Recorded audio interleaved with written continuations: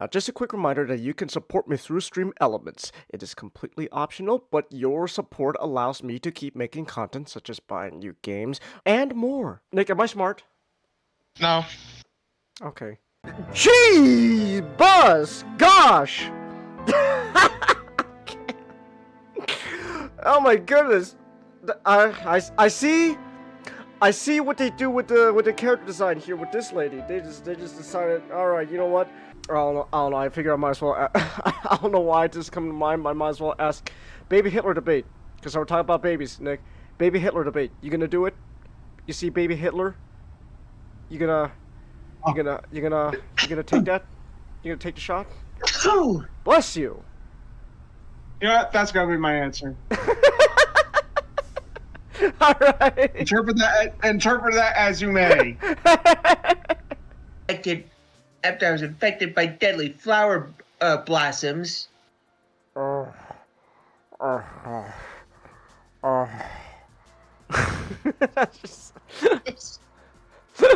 Sonic Sent a robot a double-meted knothole. It would have sent the coordinates to the village's location to him, but it was destroyed first.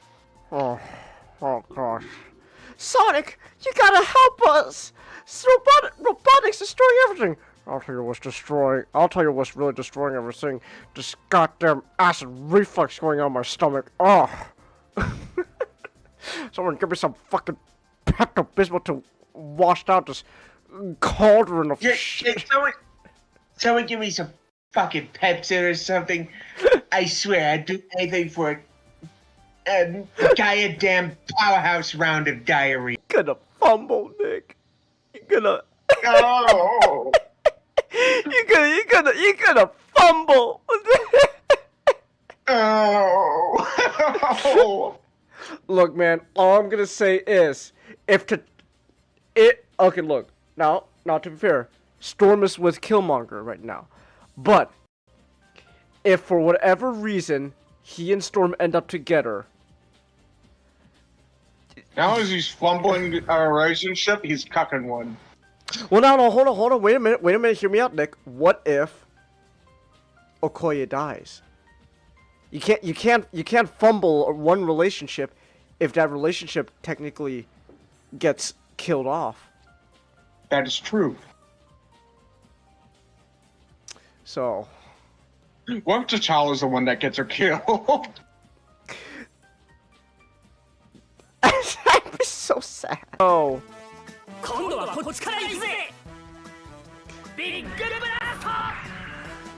Gosh, he's pulling his missile out!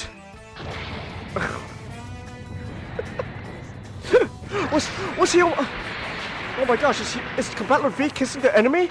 They're kissing! Let's go! What's he going to do now? Oh, he's pulling his missile out! It's superpower so we can fight for real.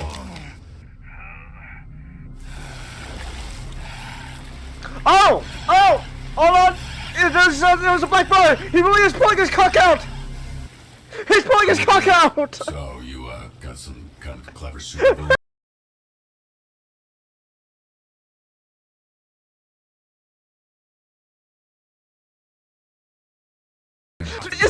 Take my... That's... Oh my gosh. And it's in front of me this whole time. Kuro raincoat. Kuro is black. Kuroiwa. I'm not reaching. I'm not reaching there. That's not a coincidence. Oh my gosh. It was in front of me this whole time. I'm a genius. I'm so smart. Oh my gosh. Nick, am I smart? No. Okay. Do you think I'm smart, not? Well, I do think you're a savant.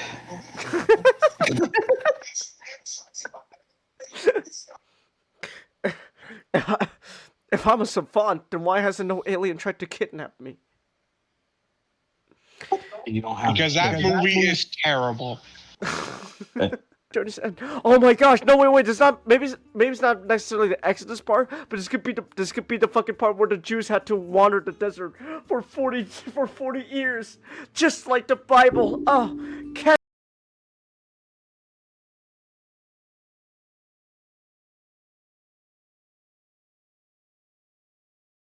Oh, super movie. If that's the direction we're going, oh my gosh, Mr. Penders, you're stupid. But man, oh yeah, Wolverine's just really good. He's got solid range and he's got good mobility. Like this little midget dude's going ham, man. Wolverine, yeah. Look, he is a short king. He is a short king, man. My short. I'm doing really well with short king at the moment. Oh gosh. Hiya! Oh my gosh. He's dead. He's dead already. That's great. That's not what I do. Logan, stop! He's already dead. I'll be right back. I have to go. I'll be right back. I have to go grab food. Alright. Oh man, I'm doing so much better with Logan than She-Hulk. He's just like a Bumblebee from Transformers. And he's got this big ass horn. Oh my gosh. That Jaguar, they're flying at low altitude, so you should have a chance to engage. Understood. I'll give it a try. There's your chance. Damn Jet Jaguar. No more to the right. Just imagine Bumblebee having to hold like Cybertron Metroplex's fucking weapon. Oh. That'd be great. If he loses here, the world is... Jet Jaguar's the robot that will defend the peace. If he loses here, the world is doomed. Hear that, Jet Jaguar? I will rise to the challenge.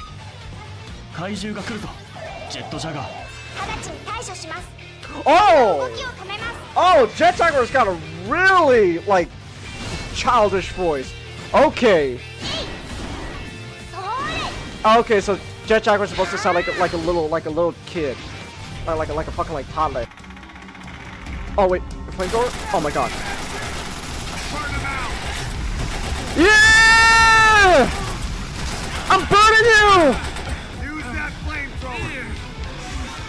Enemy MG! Hold on.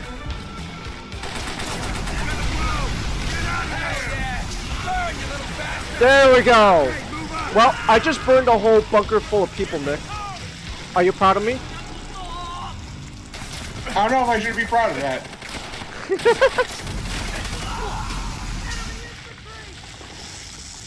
Dude, this is... World War II is hardcore, man. Welcome to the team, Waterboy. Yeah! Bye, welcome to Waterboy. You too. He's cool. Oh, no, no! Oh! Never mind. Changus. Never mind. Changus. No. Changus. No. Changus. No. He spit. That's not sanitary, Nick. That's not sanitary. Changus. His entire power is that he's emitting like pure water out of his body. No germs, just water. That's still not very sanitary. Bodo? Yeah, Bodo. They're tied up, Bodo. Not that! Anything but that! Stop it! Stop! Oh. I don't like this. That's yeah, that's yeah, see, that's not drawn in quarter. I think I'd rather have that. I'd rather have drawn in quarter.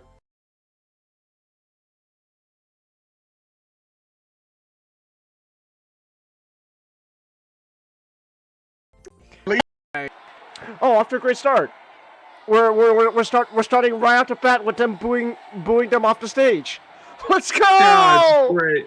Yeah! Let's go! Yeah! Mentally destroy her! Woo! Could Naomi be right about Fang? Did I really do this? Yes. Yes. Oh no, you bastard! Okay. You're gonna learn new characters and you're gonna like. No, I like what I have one character and I'm good at it. Why Wolverine. change? I call dibs on Wolverine for the rest of the game. Why change what's good? Why change when you have a good thing going? That's silly. If you're good at something, you stick with it. I'm good at Wolverine. I want to stick with him. A game all about variety. I don't care about variety. Explore. That's not how I play. Try new things and like it. No, no. Last time I tried new things, last time I tried new things, I want to do Wolverine at some point. Well, okay, Yeah, I think. Hey Nick, you want to try out Wolverine? Yeah, I'll try Wolverine next Alright, time. fine. Fuck it. I'll try Black Wolverine. Panther. Here you go. My gosh. I was tracking Val extra movement of arms and ammunition around the world.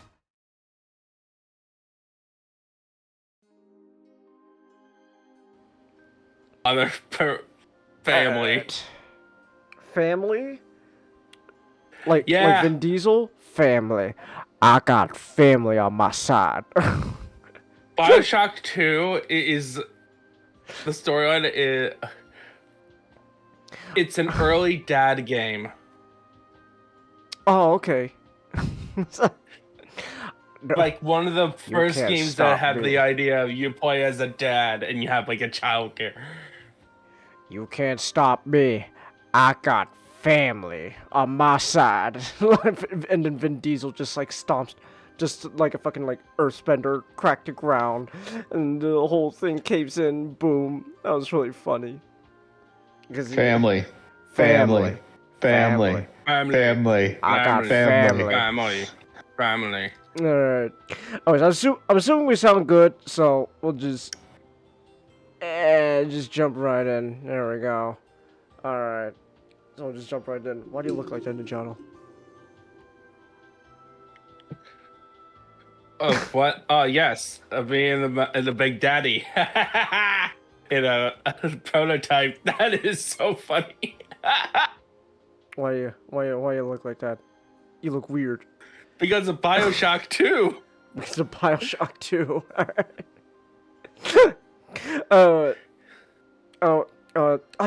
You know what though? You know what I get reminded of? I reminded those. What's that? There's like the new game that's out now that like everyone's calling like Dad Simulator. It's like Pragmata or something like that. Yeah, Pragmata, the latest in the Dad Simulator genre. Yeah, I've been hearing good things about it. So like, I mean, I'd be down. I'm hearing good things about it. This is I don't have the money for it. But again, I've been hearing good things. So honestly, I might check it out eventually. Cause oh man, we could finally beat dads. A dad simulator just for me. Wow. So I think that's just kind of funny. That's what like the And main it's thing. AI theme. AI, let's go. Wait, hold on. Have you seen those clips of like women playing Pragmata and are like, I want a baby now. I want to be a trad wife. I want to be a mother now. And people are mad about that. Like, well, people are mad about everything, Nijano. That's the internet nowadays. Everyone's just mad for whatever reason. Like somewhere in Japan, a company was like telling his unpaid intern, write this down. After we roll out the AI girlfriend, we'll roll out the AI daughter. Roll out the AI daughter. Oh man, the future is now, old man. But Nijano, like people are mad at the game. Like everyone's mad about everything nowadays on the internet. I'm gonna be honest. It's especially like very recently. It just seems like it's like the popular thing to do is just dog on anything. Like what is it like? Oh, this is especially notorious right now in like the whole like independent animation like space going on the internet. If you are like an independent creator doing like your own like independent animation stuff, good luck, because people are gonna fucking hate your guts no matter what. because I guess it's just a popular thing now to dog on everything. Like you know, there's a difference between like actual like criticism of what you're watching versus people I gotta go on my computer. Oh gosh, I don't like this creator. I must type on Twitter. I'm typing right now. I gotta find like a 10-year-old tweet about What's them the saying latest something. That's one? a fucking reference and a half. A what? Fucking the man who laughs reference. In the Batman game? Huh. Yeah, Oh, okay. and that's the only thing I could think. This is Man, is the Batman game the only thing that people are happy about right now? Because like it seems like everything else, people are just mad. But except Batman, everyone's just unanimously going, "Oh yeah, the new Batman game is great. The Lego Batman's awesome." But then like everything else, like, Oh, they're gonna find some reason to hate on it. oh yeah, eventually they'll find a reason. It's like, because like if you're not Lego Batman right now, oh boy, people are gonna, I don't like the creator of this. I need to, like dig up like a 10-year-old tweet of them saying something that may or may not be potentially racist. There we go. Now I could cancel the creator. Boom. I'm a hero. I saved the day. It's like, what are we doing? I don't. It just seems like the popular thing is just dog on everything, and it's like you can't just like it, like you can't just not like something and then just ignore it. No, you like nowadays if you don't like something, you have to make a big stink about it on the internet, and then you gotta go as far to now we gotta cancel the creator. Oh gosh, oh my goodness, and again, like this is like notorious right now, like with independent animation. I don't understand what's wrong with people. People honestly just need to refocus all their energy on shit like that, on like something actually like productive, or at least not hateful. Like it just seems like it's such a waste of energy to just go, I must find 10-year-old tweet. What's this? Oh, this sounds vaguely racist, even though it's not. I will therefore cancel the creator over this. Boom. It's like, They find a tweet that says, "I like pancakes." So you hate waffles? you hate waffles? Oh my gosh, we gotta kill you. We gotta cancel you. My goodness. It's like, people just don't understand. Why? It's silly. It's silly, man. I don't like it. But I guess that's just a popular thing to do now, right? We have to find something and then we gotta hate it. We can't just not leave it alone. Like, oh, I don't like this. Okay, I guess I just want to interact with it. Now it's like, no, I don't like it. Therefore, we have to blow this up into like a big stink that like everyone needs to know about. Over like the most like frivolous things like you find on the internet. It's like, oh gosh, I don't know. Again, people just hate on everything. People hate everything. So you saying that people don't like the new dad simulator game, Pragmata, Ninjato? You know what? Whatever, man. It just seems like everyone just wants to hate on something. That's popular. So, new game out. There's just a Must bunch of hate. nihilists who can go fuck themselves. That's true. So new Like, game. their opinion doesn't matter. No, it doesn't. New game is out. Must hate. Except Batman. Again, for some reason. Well, they hate everything. So. Except Batman. Again, for some reason, everyone just so far, at least right now, but like it seems like so far, everyone just unanimously goes, yeah, that new Batman's game's great. That's like the only thing anyone can like be happy about. Yeah, Lego Batman's great. I don't know. I guess Lego Batman is just that good. I don't know. Again, it's just weird. But I guess it is what it is. It is what it is. So, I don't know why.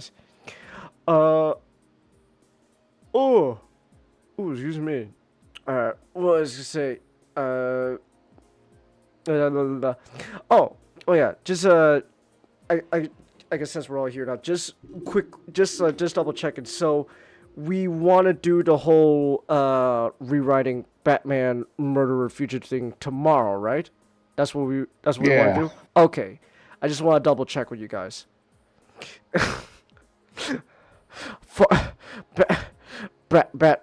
Batman, fuck my family. I don't want to deal with them anymore. I think that's terrible. That's awful.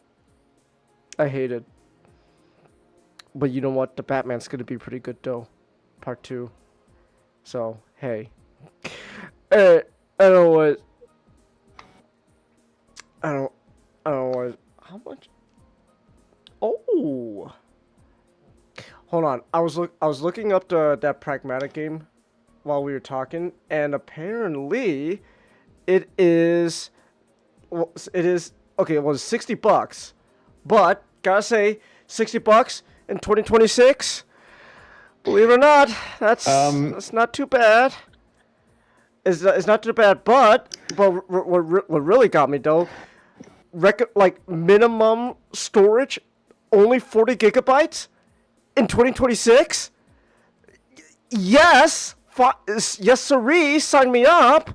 Finally, we're not getting a game. Lego Batman's like 20 something. Really? Yeah. Let me see. Lego Batman, Legacy of the Dark Knight. Here we go. Because I have it on my Okay, Steam guys. wishlist. I'm sorry to have to be a jerk, but I do have a time limit. Oh, okay. So all right. I have a time limit now. I have my niece and nephew over, sister visiting, and she wants to just stuff. Okay. Okay. Well. So let's just get. All right then. Well, we were just talking about like storage and stuff. So anyways, Bioshock 2 is like. No. Well, Batman. Well, hold on. Actually, I can segue into. So, the Batman game right now is like 50 gigabytes minimum according to Steam, but Bioshock 2 on Steam is only 11 gigabytes of storage, and it is on sale right now for $3. $3 right now. You could get Bioshock 2. It is like the remastered version, but still, $3 on Steam right now for Bioshock 2. I don't know. That seems like a pretty good deal, don't you think, Nichano? That's pretty good. Yeah. So the lower storage is because it's an older game, right? But the price though, that's really good. It's like it's 85% off right now. Yeah, because it's 12 years. It came out in 2010. Well, it's 16. Well, no, the game's original price is $20, still on Steam. It's on sale right now. Yeah, but if it's like a wicked old game. Still though. So. Still $3. That sounds good. But is it worse? Is it worse than $3 though? Well, definitely. Definitely. Okay. So Bioshock. Bioshock 1 came out. A lot of people made a whole lot of money. Critics loved it. People liked it. Stole bank loads. So the team of Rational Games was going to work on a sequel, but they didn't want to make a direct sequel to the Rapture storyline. To Ken Levine, the main creator guy, he had the opinion the story's already done. All right. But 2K Studios, on the other hand, the publisher saw money. It's we need to make more money. We need a direct sequel. So they got another team. They got a level designer for the original Bioshock to basically head a team, to join a team that was going to work on the sequel. All right. and it's supposed to be a direct sequel, and they had 2 years to do it. And the game came out, people liked it. I'm sensing it wasn't loved, it was just liked. It was liked. Okay. But in recent years, people have said that this is actually the best game in the series. Ooh, okay. It's one of those games in the terms of the Bioshock series. It's a game where it's aged. More people are liking it now than it was at initial release, like loving it, as opposed to Infinite, where initial reception great, and then over time there's people start not liking it. All right. And I've seen some clips of long gameplay levels, and there's reasons for it. Oh, okay. So, but I'll have to play it for myself to fully establish. So what the team, go back in time. All right. What the team did in term was their focus was on the gameplay side. Basically, they replayed the game and they kind of took notes about how to improve it. So as opposed to the first one, you have plasmas on you all the time. All right. You don't have to worry about switching it out. So you get to use the fire and use the plasmas at the time, creating a more chaotic and a better gameplay loop. I did mention on my last, when I talked about one, where gunplay was not as good and you got a lot of resources by the end of it. They tightened up the gunplay and tightened up the resources. But like the big feature is the main character. So in the first game, you play like seemingly a normal guy. But in this one, you play as a Big Daddy, specifically Subject Delta, who is part of a series called the Alpha series, basically the prototypes. All right. And one of the big differences between the prototype Big Daddies and the iconic ones is that they were tasked to bond with one little sister. As opposed to the Big Daddies, where they can attach to multiple. And that was in response to what happened with the first ones, is that once the little sister dies, the Big Daddies either get depressed and goes into the coma, drowns itself, like runs off, or goes crazy. So, but what happened here, so like when they made the actual Big Daddies, they kind of modify it to make it better. Quote unquote better. Still horrific. But in this one, so the game starts right before Rapture went to crap. And you follow your little sisters doing your regular thing during New Year's party when the little sister gets jumped by a bunch of splicers. You see your Big Daddy with his drill arm taking out a couple of guys, but then he gets hit by a hypno plasmid, which puts him under the reception of the game's villain, Sophia Lamb, who uses the hypnosis to have you remove your helmet and shoot yourself in the head. While saying that the little sister is her daughter. And then you wake up 10 years later, and this is now after Andrew Ryan's dead, and Rapture has gone even more worse, and now Sophia Lamb is now in charge of Rapture. And the best way to describe her ideology is collectivism, but in this flavor, a cult. Oh, awesome. She's a cult leader. Like, people say this is communism. No. This is a cult leader. Woo! Like, the imagery is a lot more cult. Like, she basically the religion is essentially that her daughter Eleanor is gonna be the savior of Rapture. Everyone is called part of the family. Welcome to the family, son. Family. Yeah, pretty much.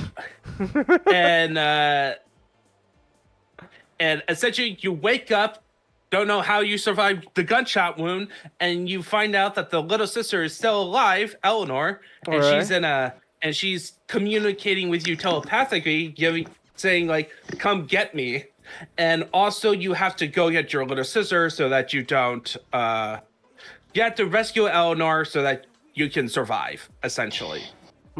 And this is basically Taken.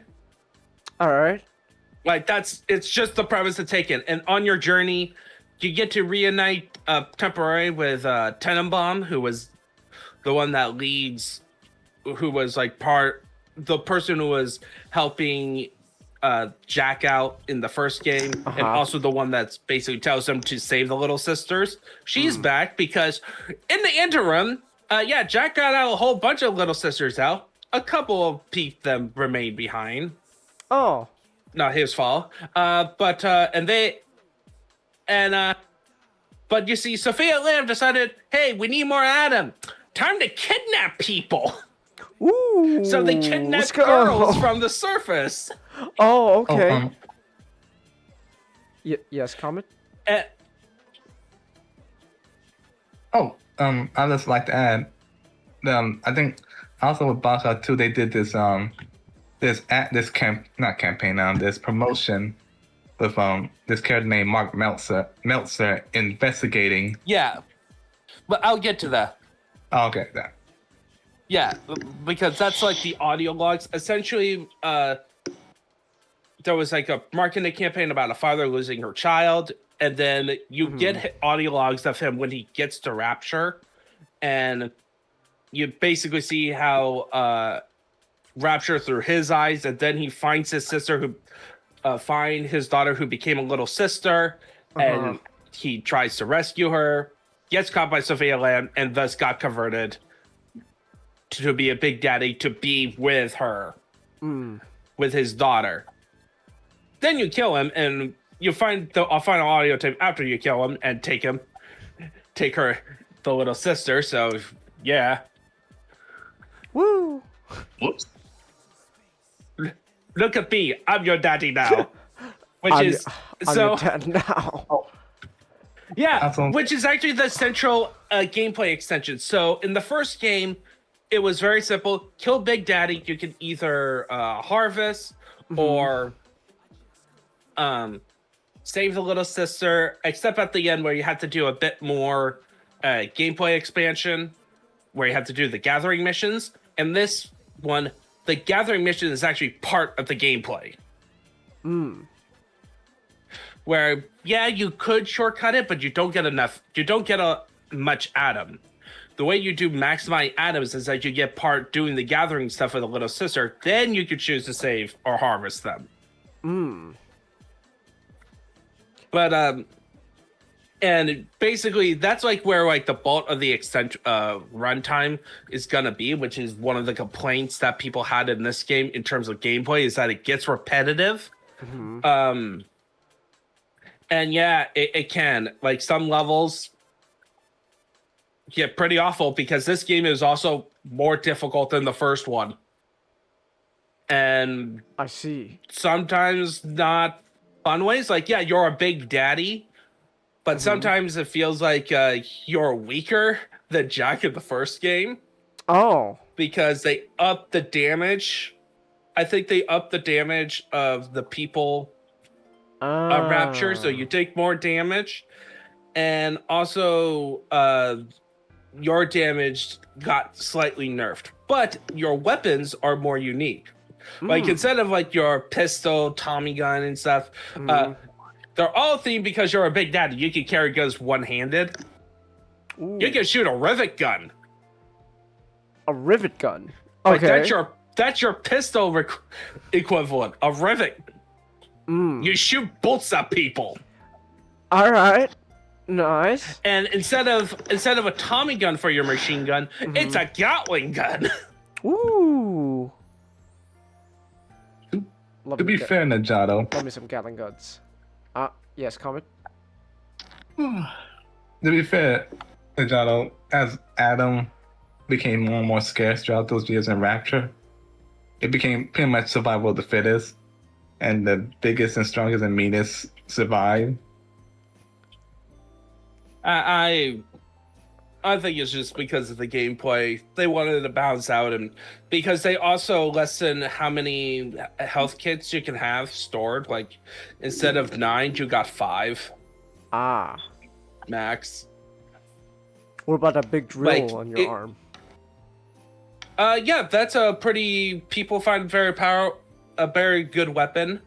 Where you could drill it. I do have a control complaint. It's basically more of the specific maneuver of where you could dash. At some point, you'll get the upgrade where you dash across the room and take out enemies. Very powerful attack. It's just more of how you activate it. You have to activate the drill, and then shift to dash. Instead of like any time you're holding, you shift. You can't do it at the same time. You can't like do a quick thing. You have to make sure the drill is running and then you dash. So it's like for some reason I couldn't do it properly. But so with Bioshock 2, like I tell you the basic story. But yeah, the story is, of course, the highlight in the game, in my opinion. So the direction they took with the story is that, much like a good sequel, it's not necessarily going for a surprise factor as the first game. Like, you played the first game. Like, it's not about, like, the twists about, like, would you kindly? And instead, it goes for the more personal story, like, again, where you're going after Sophia Lamb so that you can get your daughter figure. And it's treated as like she is an effective villain. She is not larger than life and like not as memorable as Andrew Ryan. Which is quite hard, but she is one of the worst mothers ever. Oh, awesome. Because of course when you listen to the audio diaries, like Get More of the World, you get plenty of her perspective. And Eleanor's perspective. She was a horrible mother. She came to Rapture because Andrew Ryan and the council basically told Andrew Ryan, hey, people are going insane. We need a psychiatrist. And she was already into the whole collectivist idea, like her philosophy. And when she came to Rapture, she was basically waiting to kind of sow the seeds for destruction and just waiting until everything goes apart. But she was very confrontational about Andrew Ryan. But the thing is, she isolated her daughter. From other people. She told her daughter literally that the other people are just pigs or monsters because they're corrupted by the laissez-faire capitalism. Oh, I see. And then, which didn't really do much, but anyway, because she let a reporter who was actually working for Andrew Ryan in her inner circle, she gets betrayed eventually, gets thrown in prison, and then that reporter had and then a bunch of stuff happened, and her daughter ends up becoming a little sister, and then she gets bonded to you.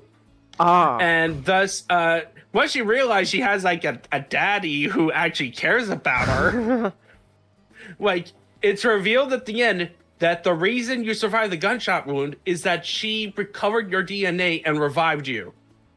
Oh, okay. Because she wants to be with her father, get away from this woman who's been pouring Adam into her to basically, her ultimate plan is to stuff her use Adam to kind of twist her body so that she gets all the brain power of all the smartest people in Rapture into her, so that she could be what she calls the utopian. Oh, The Ubermensch. I see. Basically, her idea of a utopian is somebody who is a benevolent dictator, essentially. Benevolent dictator. That sure sounds basically like it's gonna go well. The person who has all the power, but is conditioned to work for the good of humanity. Of course. That sounds familiar. Well, I mean, it can work. It just depends who's in charge. And that's her. I imagine it'd be Sophia Lamb in charge. No, the idea, basically, she was trying to condition her daughter to think like her. Oh, so the daughter She's would take over. that type of parent. That parent. Yeah. And then what happens is that at some point when she realized, oh, she likes Subject Delta more than me. Mm-hmm. In order to break this severance, you have to kill the little sister. Oh, wow. She smothered her to kill her temporarily. Wow. You know, I'm starting to think she's not a very good mother. Just... She's like that type, like she literally says like, this pains me as a mother to do. Of course. Ooh. Oh. Such a shame that such a shame as a mother that I have to kill my daughter. Wow. Truly, sounds like a wonderful human being. Gotta say, Ninja. I had to kill it hurts me as a mother to try to kill my daughter to get back at her dad. Yeah, and then what happens is that, so like a major theme of the story is parenting, and this is reflective of, you know how in Bioshock 1, you have the moral choice of harvesting the sisters or, you know, rescuing all of them. And if you do that, you'll have the best ending. And in Bioshock 2, they expand that. You still have to do the whole harvesting and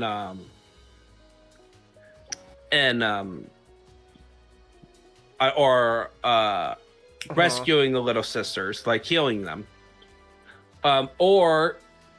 In additions, there's 3 specific people that you can choose to kill or not kill. One is great. It starts out simple. Grace O'Malley, who is a person who was a caretaker of Eleanor when Sophia Lamb got taken. And it starts out as very easy to spare because it's like she's mistaken about you. She has like bitter feelings about the situation because she was kidnapped under her watch, like that type of day where you can easily be sympathetic. And then you meet that reporter guy who betrayed Sophia. She not only did that, she sold Eleanor Al to the orphanages because she knew because he was basically spending the money out of basically spending Sophia's money for wild parties to ruin her financially. And then to cover his tracks, he flooded the whole thing. Oh, okay. Yay. And basically you learn all this because it's a detour mission, where he basically tells you to go take care of the little sisters so that the atom that they pick up wouldn't be revealed to Sophia of what he did.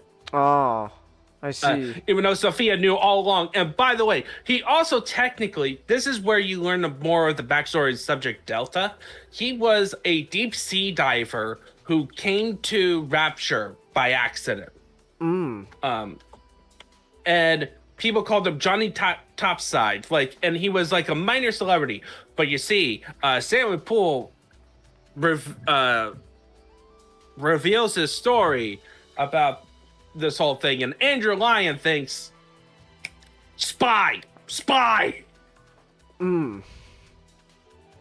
So that's how he ended up becoming a prisoner in a penal colony, and then became subject to experiments, thus becoming the first Big Daddy. Oh. Yeah. And then the third person is the most interesting. When you get to the place where Eleanor is held captive, you meet a guy on the radio first named Gil Alexander, who was one of the major scientists around the Little Sister program, but also in the Big Daddy program, but also an associate with Sophia Lamb. And he actually asked you to kill him. Oh. Through a pre-recording, because you see, he was the prototype of the big Sophia big brain plan, literally this time.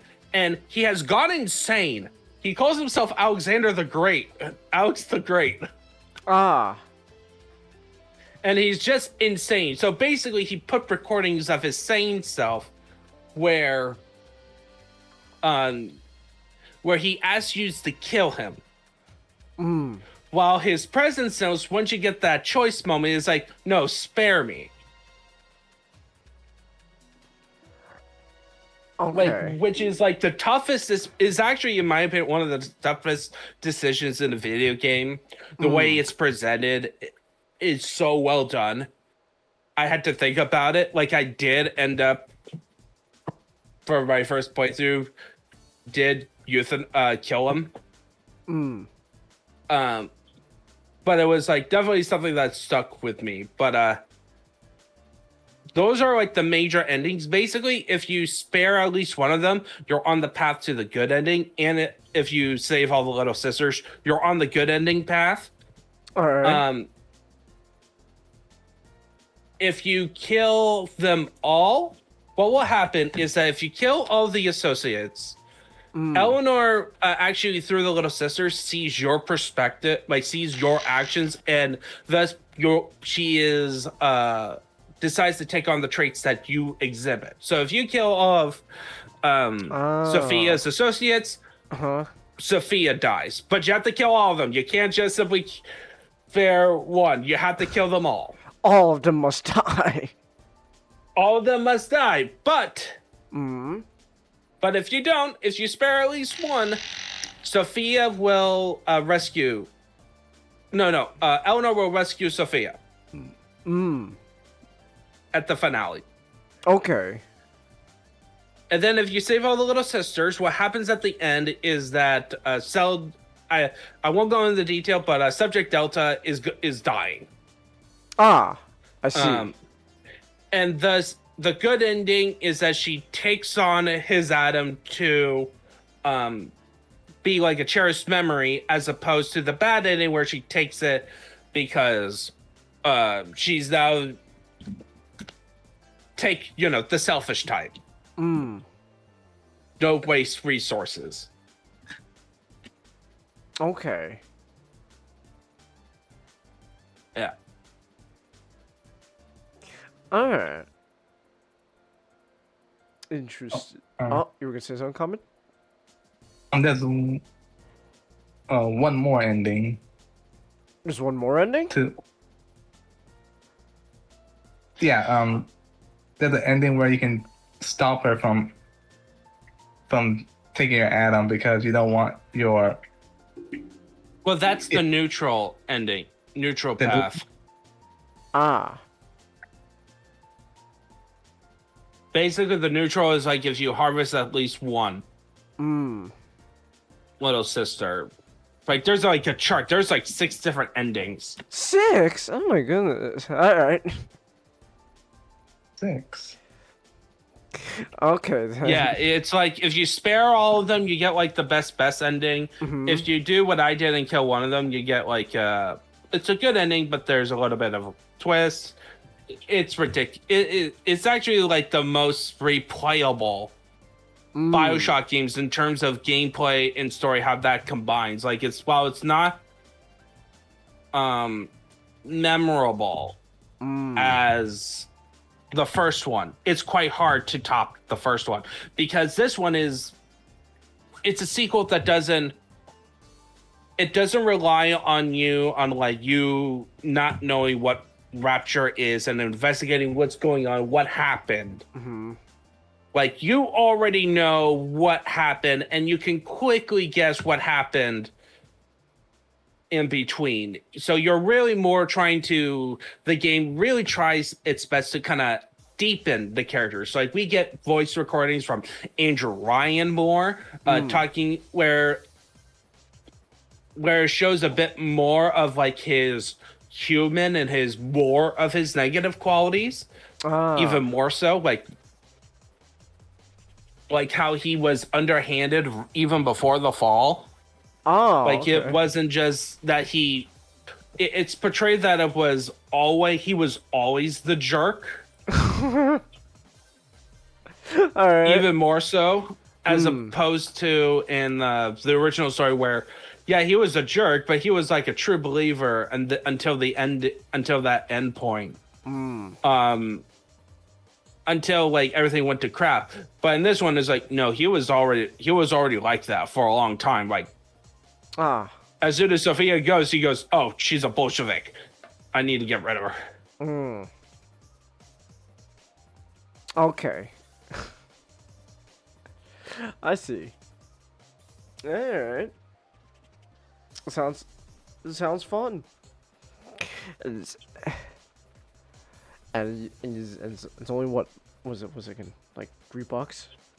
4? It's like $3.99. Yeah. So, yeah. Actually, do I have it? I think I remember getting the Bioshock games because like they were on sale. Could double check hold on. I'm double check my Steam library. Oh yeah. Yeah, I do. I got both the first and second one. All right. Yeah, and so, like, I highly recommend you play it at some point. There was also a DLC I haven't played yet called Minerva's Den, which I heard is the best story in the Bioshock series. So I'm looking forward to it, and it actually deals with AI. Let's go AI. Yeah, but I'll definitely be playing it. Oh no, we lost Matchstick. Oh no, the AI got to him. AI. I'm gonna be playing that, and then next month, like the goal of next month before July 4th, play through Infinite. You don't sound too happy about that.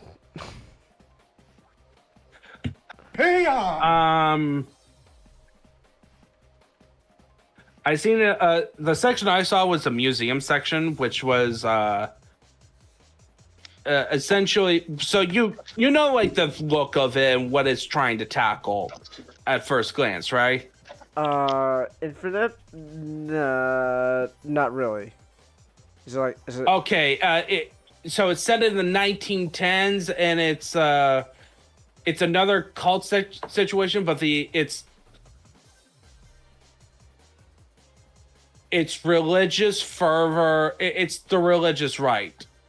Type deal where it's a combination. It's the combination of extreme nationalism for America and hold on, religious fervor. I'm seeing it now, and that's like what some people don't like it. I don't like it. There's a segment in the game where Booker, the main character, and by the way, this is going to be one of my minor annoyances. Do you know how in Bioshock 2, I just mentioned how you have so many different endings depending on your choice? Bioshock 1, you have select choices, right? Bioshock Infinite, none. Oh, no because choices. Because Booker is a voiced character. Troy Baker, people. Troy Baker. Whoa. Yeah. So they go with a different direction. So, but anyway, in this museum section, the background of Troy Baker is that he was a soldier during Wounded Knee Massacre and the Taiping Rebel. I think it's the Boxer Rebellion. And so the idea is that they use the imagery of classic at that time, like the over-exaggerated racist imagery. Ah, I see. At that time, like, yeah, on that, like, to make the point about, like, this guy is supposed to, because one of the twists is that the main villain in the game is an alternate universe version of the main character. Yes, there's alternate universes in this game. A multiverse exists, which leads into one of the problems with the story. But anyway, just the way they were presenting, they were trying to do the scathing commentary bit. Like, I understand why. And I understand, like, that character moment, too, what they were trying to, where, like, the imagery in the museum is supposed to portray, like, these fantastical, like, this guy was awesome, while Booker is like, no, it's not. It was not. I was very ashamed of it, type deal. It's, like, one of his big moments. When I saw it, I was, like, just nagging of, like, as a history buff, like, this is a little bit too heavy-handed with, like,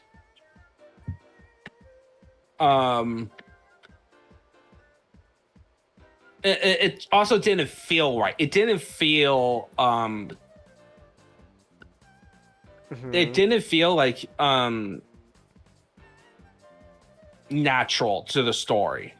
Okay. I may change my mind a bit if I'm playing when I'm gonna play it for myself. But that moment, that section is like, there's a lot of things that feels super off about it, and how they portray like the history aspects and what they're trying to tell, what they're trying to explore. Like, and I'm not against like the idea of like it's going to be hard for me to explain, because, you know, if you're going to bring up criticisms about how they present it, people are automatically going to assume that you're against the idea of a game criticizing America, right? Or just the fact that they bring up that America did something wrong. Like, the game begins with you given the choice to throw a baseball at a white man and a black woman because it's interracial. There's a difference between a critique and a rave of a foam at the mouth raving.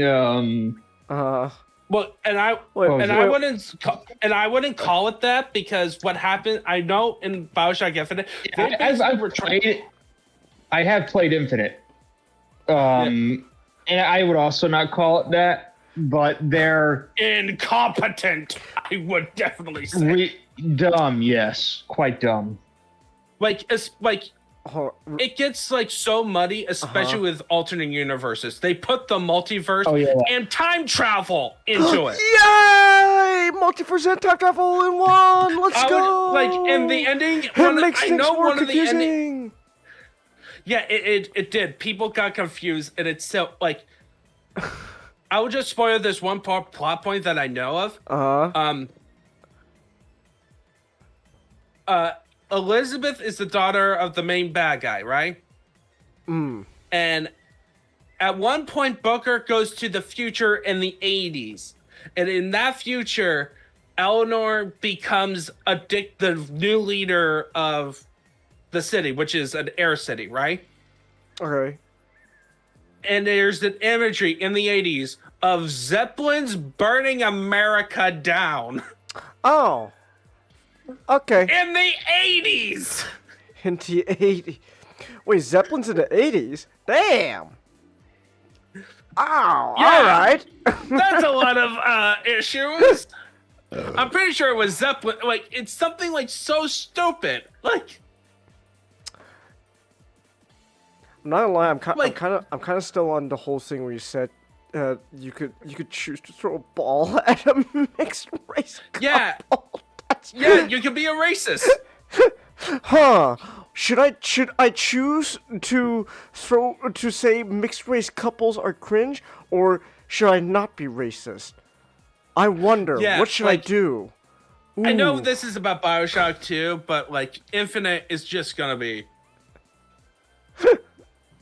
I'm gonna. That's gonna be like a pain to go through for me. Just because of.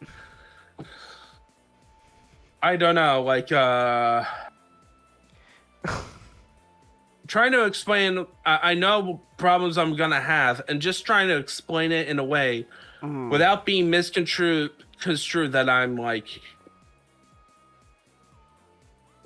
it's I'm like defending America back in the 1900s for like because I know like Wounded Knee was definitely a case of that incident was terrible. Boxer Rebellion, there's a lot more nuance on that one.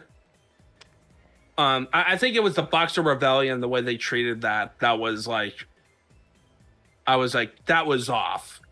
Okay. Because the they were trying to portray it as Boxer Rebellion, where it was like a massacre like Wounded Knee, if I remember correctly. So is it really even though Boxer Rebellion was what was actually it was basically a bunch of Marines, bunch of other. Basically, it was a rebellion against the imperialism at the time, right, by the Chinese people. And what happened is that, sorry. But the problem was that they were targeting the civilians of those empires. They attacked the embassies, and then if you look on the Wikipedia article, it's going to be China versus all of Europe and Japan, and the United States. It's like literally like. It's like justice. It's like Avengers Endgame to beat the shit out of China. Moment. Who was already weakened at that point. It was. So it was. It's not. It wasn't a big threat, but it was enough of a. The reason they were threatening their own people. Wait, wasn't that the rebellion where? They thought Kung Fu gave them superpowers and be immune to bullets? Yes, that's the one. Yes. They were fanatical. I'm starting to get...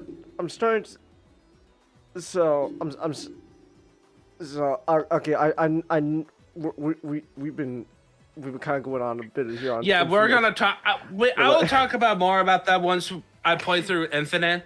But this game, Bioshock 2, is better, and it has a bit more nuance. Like, the characters are nuanced. Like, this is the first game that I try to look up video essays on, just on the story and on the characters. I forgot to talk about my favorite character. Oh? Your companion through the game. Oh, okay. Sinclair. Augusta Sinclair. A very fine Southern gentleman. Oh, okay. And essentially, you find out that he was a sleazy businessman when Ryan was in charge. And essentially, you get the similar setup with Atlas. And you think that he's going to backstab you. But the twist is that he was actually completely honest that he wanted to help you. And you find out that he felt guilty over time. Like, he felt guilty about what happened with Subject Delta and Eleanor specifically, because he was also involved. He was in charge of the prison. But what happens at the end, you can't save him because Sophia Lamb, as one of her final FUs, made him into another Big Daddy and had him mind controlled. Oh, okay. And so Augustus had to basically told you to put him down. Man, I'm starting to think this Sophia lady's not all that. She's awful. starting to get some bad vibes from this Sophia And by the way, chick. her tone of voice. Oh man. She has that know-it-all attitude tone to her voice. Okay, know-it-all, huh? Yeah, like they managed to figure out every precise trait to make you hate her. She even got that know-it-all look. I see. Wow. Like, she would be a Karen. She would be a Karen. This is her right now. Oh. Let me see. What are we dealing with? Yeah. You know, I'm not surprised with that with her mug. That doesn't really surprise me. And there, she even has the problem glasses. She got the problem glasses. That's right. You know what she looked like? She looked like she would be the head of the HOA. Oh gosh, I hate. Well, I would actually say she looks like she could be right in line with a certain German party back in the 40s. Whoa! Well, yeah. She does look like she would belong in Wolfenstein. She would. Wait a minute. Wait. So, oh, we're talking about. She says she's part of the Nationalist Socialist Party of Germany. Wait a minute. National Socialist. Is that the? Are they the bad? Those are the bad. Yeah. Like she would probably consider herself like a communist and stuff. No. No. She or like a. She's just evil. She's evil. She's evil. You know, like Soviets and Nazis. Man, I can't believe that the fascists are bad guys. That's shocker. Oh my goodness. Whoa. I'm honestly surprised. Damn. But well. Oh, you well, I gotta hit. In conclusion, play Bioshock 2. Bioshock 2 is a great game. You could debate whether it's good as the first one. It's not as iconic, but it's great on its own. I highly recommend. All right, then.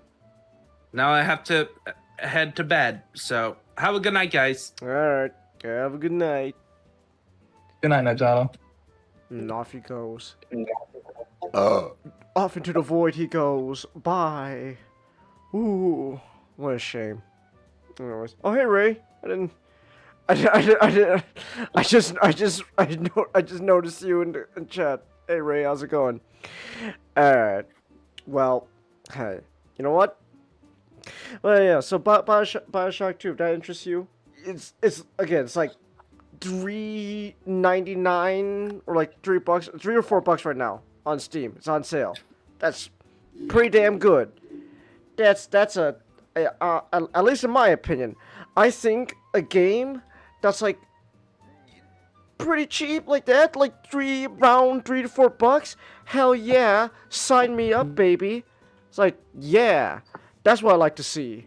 You know, it's like, now, if you want to play the next game we're gonna talk about, well then you're gonna have to cough up a little bit more money. I'm afraid it's only been out like a few days rather than like a decade or decade. But probably 2 decades at this point or something like that. That's true. Well, would you say that the new Lego Batman Legacy of the Dark Knight is worth the $70 dues? I would say it. Yeah. All right then. Nice. All right. It's arguably the best. Though I haven't played Lego Batman 2 in a long time. To be fair, I haven't played the new one yet. I'm not gonna say which is the best, but I think what it is. It's doing something I think Lego games should have done a good while ago. Oh, okay. Wait, what do you think? What would you say is that? Spice up the gameplay. Change Oh, yes, the gameplay. definitely. Yeah, because so it's not traditional Lego gameplay is the biggest. I think the biggest thing here. I think that's in its favor because the games after I'd say Lego Marvel Superheroes. It really just started. It kind of just being the same game over and over again. I see. Is it true though? This is game? Basically it's. Yes. You were pretty much gonna say. I was just gonna ask. Is it true? This game is just pretty much Lego Arkham. Yeah. Yeah. Yeah. It has the free flow. Like. Once you play it, it's like, yeah, this is literally just the Arkham free flow system with Legos. Oh, that's great. You don't have the Cape Sun, and that's honestly that's about it. Okay. You have a dodge mechanic instead. All right. But you move around like it's Arkham. Mm-hmm. You have counters, you have a dodge feature, you can use quick fire gadgets, you have a focus bar, you have all of it. I even hear Rocksteady had a hand in this game's development, so okay. Which is probably the best thing they've done since Arkham Knight came out. Okay.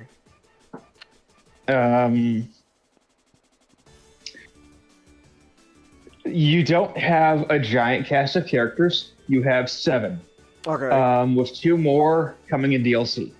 And I'd say that's probably the biggest gameplay change. Oh, okay. Yeah, everybody's gonna look at that 7 character roster and they're like, ooh. Yeah, whoa. We used to have 700, and now we only have 7. Yeah, yeah. This is a different game. Okay. Yeah, that makes even the earliest Lego games like Lego Batman and Lego Star Wars had a lot of characters. Probably not more than 100, but for Lego Batman, maybe 50 or less.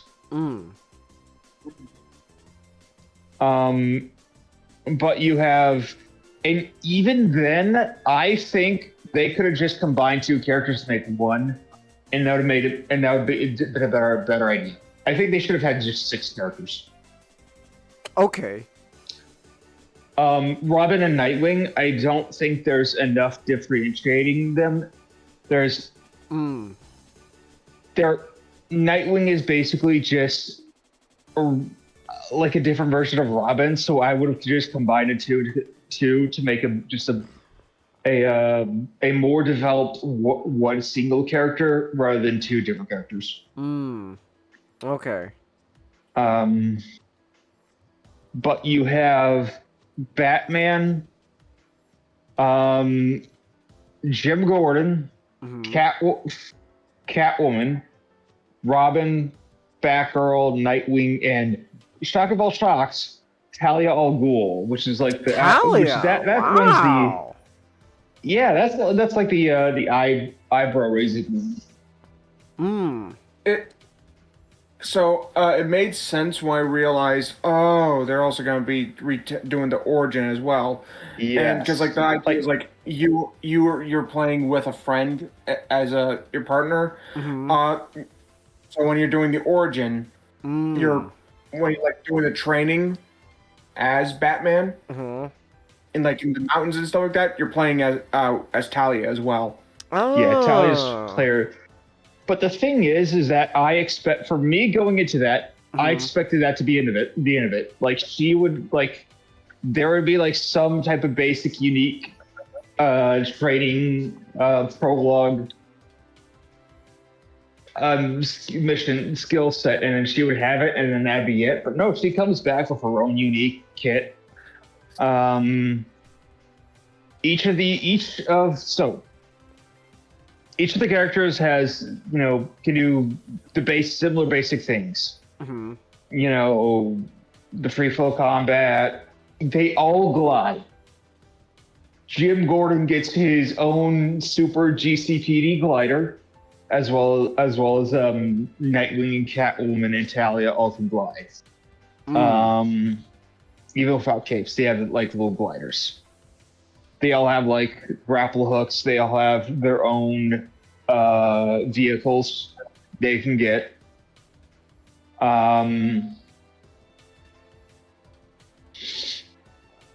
But adding on to that, each character has two distinct gadgets that they can use. Batman has bat rings and the black bat claw. Mm-hmm.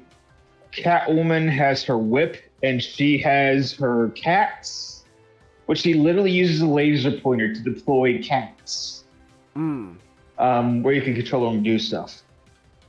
Nightwing and Robin have their own version of bat rings and their own version of line launchers, which is why I say they should have been combined, because it's basically the same thing.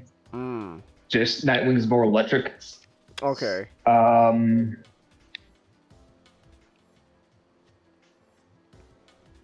Batgirl has her hacking bat rings in a drone. That creates the drone can be a mobile platform for your grapple. Talia has blow darts and a ninja teleportation. Oh, okay. And Jim Gordon has a glue gun and this weird like ball launcher. I haven't played him. I haven't touched Gordon aside from any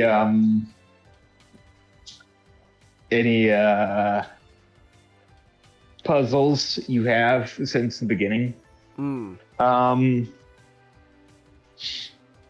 But that's easily the biggest difference between this and any other Lego.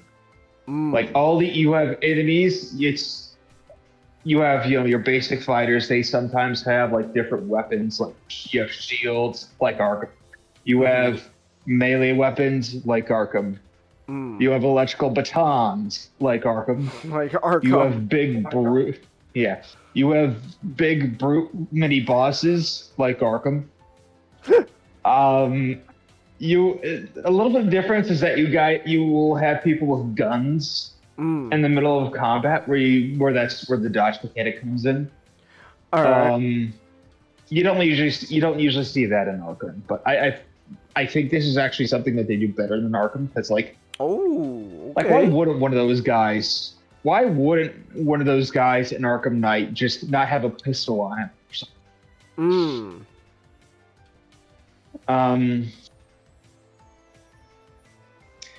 Like it never there should have been some for me in Arkham there should have been like some mechanical flex in the middle of like fights.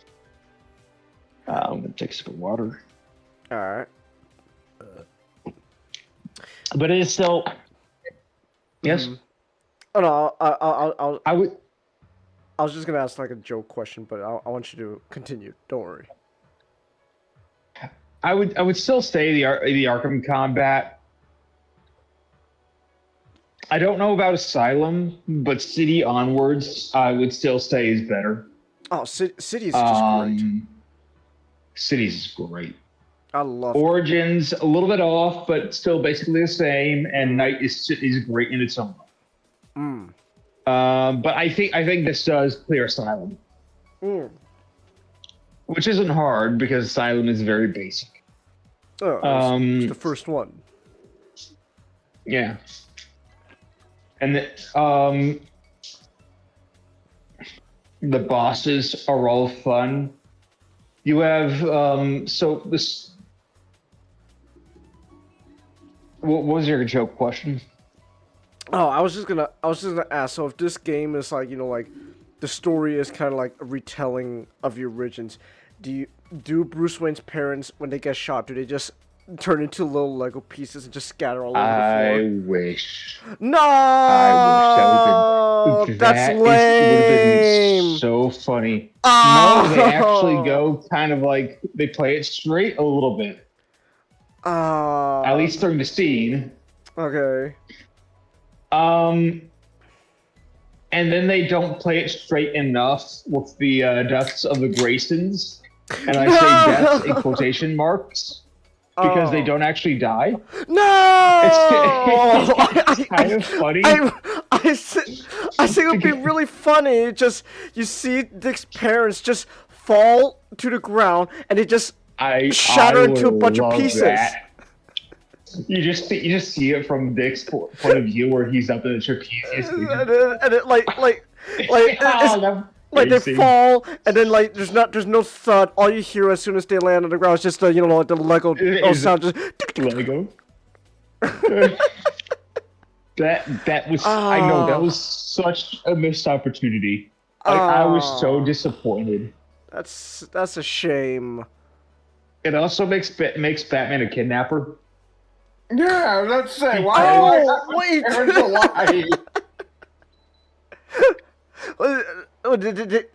Unless what did he just buy Dick off of his parents?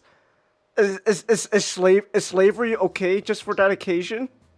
Just all right, I'm buying your son now. Here's a few studs. Break yourself. Here's some pieces. You can make a new son, literally. and then you play as here's why the sex scene is not as good as in Lego Batman 3 because they don't actually have sex. They just get out the manual and build a little Lego like that robot movie.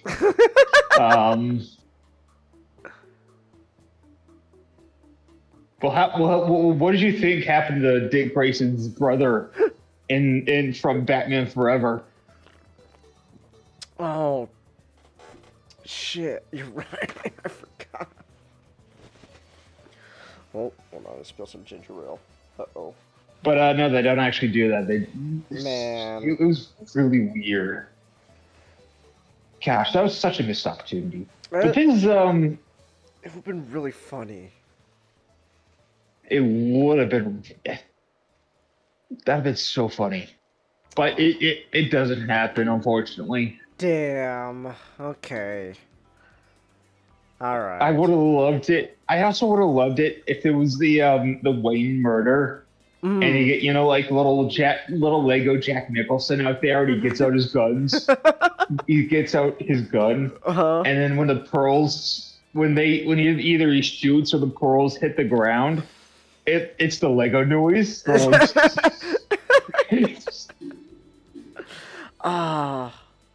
Dang. That's a shame. Missed up, but the comedy for a lot of it is pretty on spot. Like Mr. Freeze is exactly what a Batman and Robin Freeze needs to be.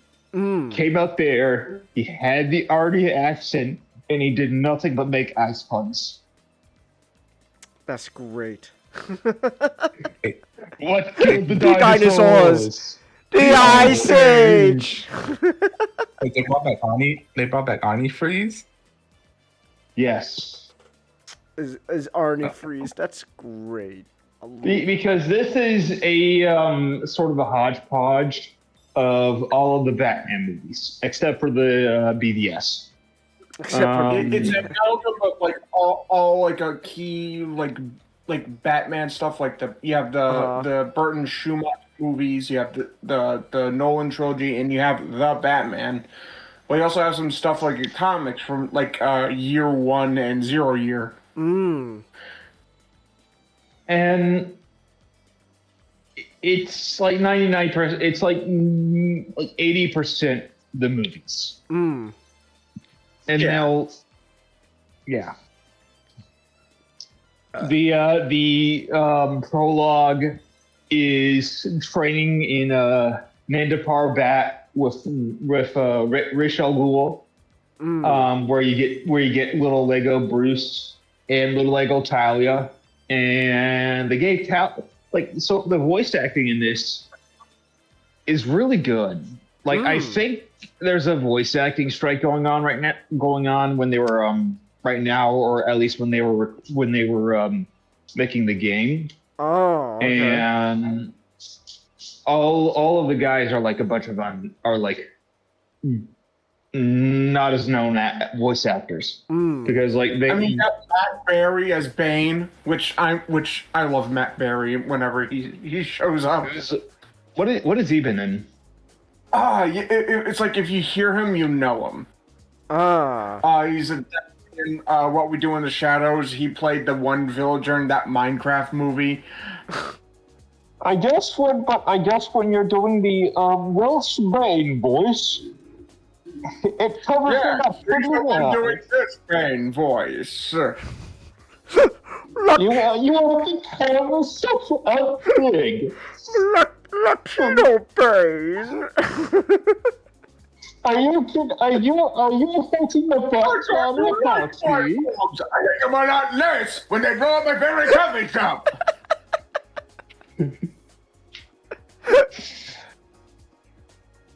That's great, man. All right. Which there's a bat phone in the bat cave, and all it is just Bane prank. That's fun. I haven't actually gotten to Bane yet. I think he's supposed to be like the final villain. Oh, okay.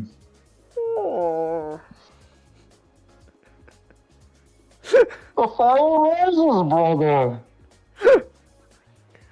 I'm gonna blow up Gotham Stadium.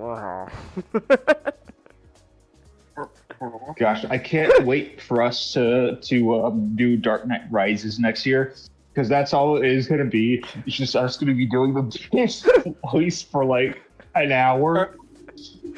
We're going to drive each other insane by doing it, and yet we will not be able to stop. You're really adopted by the Bane voice. I was born into it, molded by it. I cannot see the light until it was blinding. I such like my Bob's Latino Bane. And I took a lot less when they blow up my favorite coffee shop. That's great. But you have, a lot of the major villains that have set pieces is Penguin is it. Penguin is in it a lot, and he was, I think, my favorite villain from it. You have Joker, Ivy, Mr. Freeze. All I know is at one point during the Penguin boss fight, you just hear him go, "Anyway, I start blasting." That is true. Danny DeVito. They lift straight up like a lot of the segments. They just lift straight up from the movies. Like you get to play in the circus against Two-Face, and the Two-Face. The way he gets the Two-Face is the funniest thing I've seen from Two-Face. Alright. It's just this Looney Tunes, just non-stop bodily harm to the left side of Harvey Dent's feet. Oh, okay. It just keeps getting damaged in just stupid ways. Oh, that's so it's fun. Like, Wait, is this a joke, or is this how he actually gets involving Two-Face? Oh, it's great. Like I was like, is this actually how he gets his scars? And yes, that is how. That's fantastic. That's wonderful. For some reason, like a lot of the other villain a lot of the other villains get basically cameos, like short little segments, like Black Mask or Firefly. Okay. Like they just kind of show up and there's not, no boss fight or anything.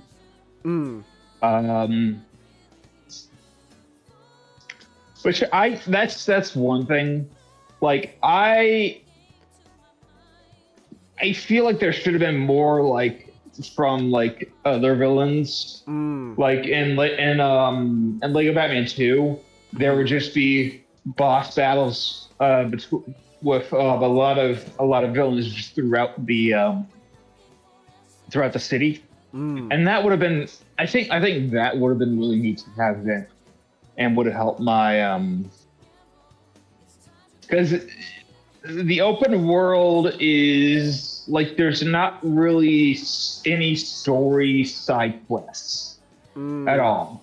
Okay. I guess there's this one with Catwoman, but not really. It's more like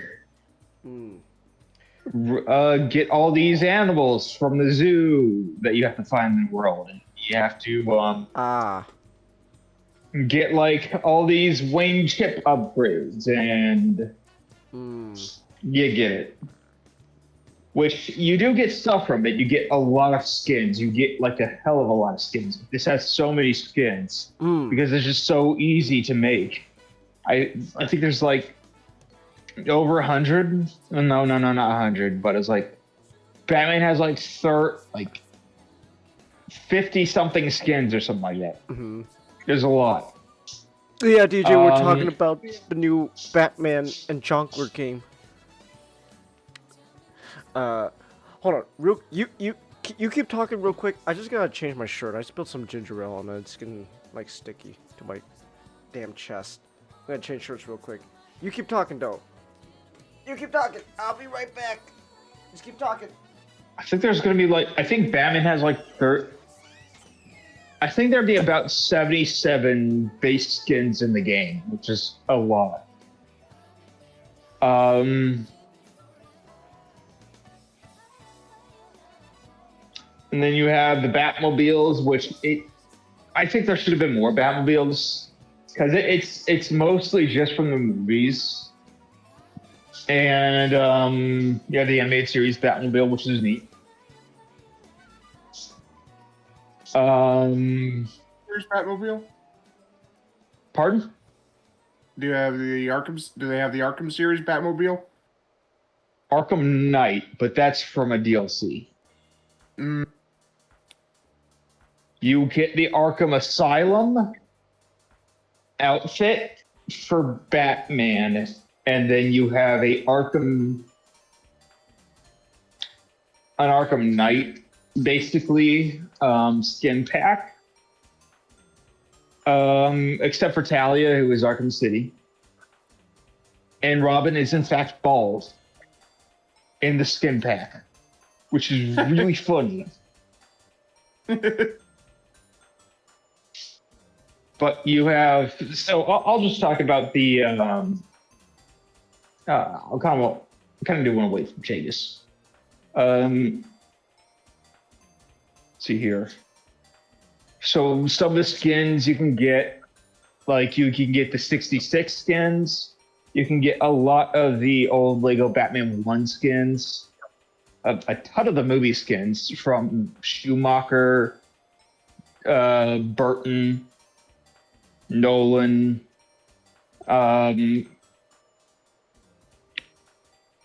You get like Vampire Batman. You get like the Christmas with what was it? The Bat Christmas special. Where they, you know the one you didn't get a skin for Batman for that with a beard.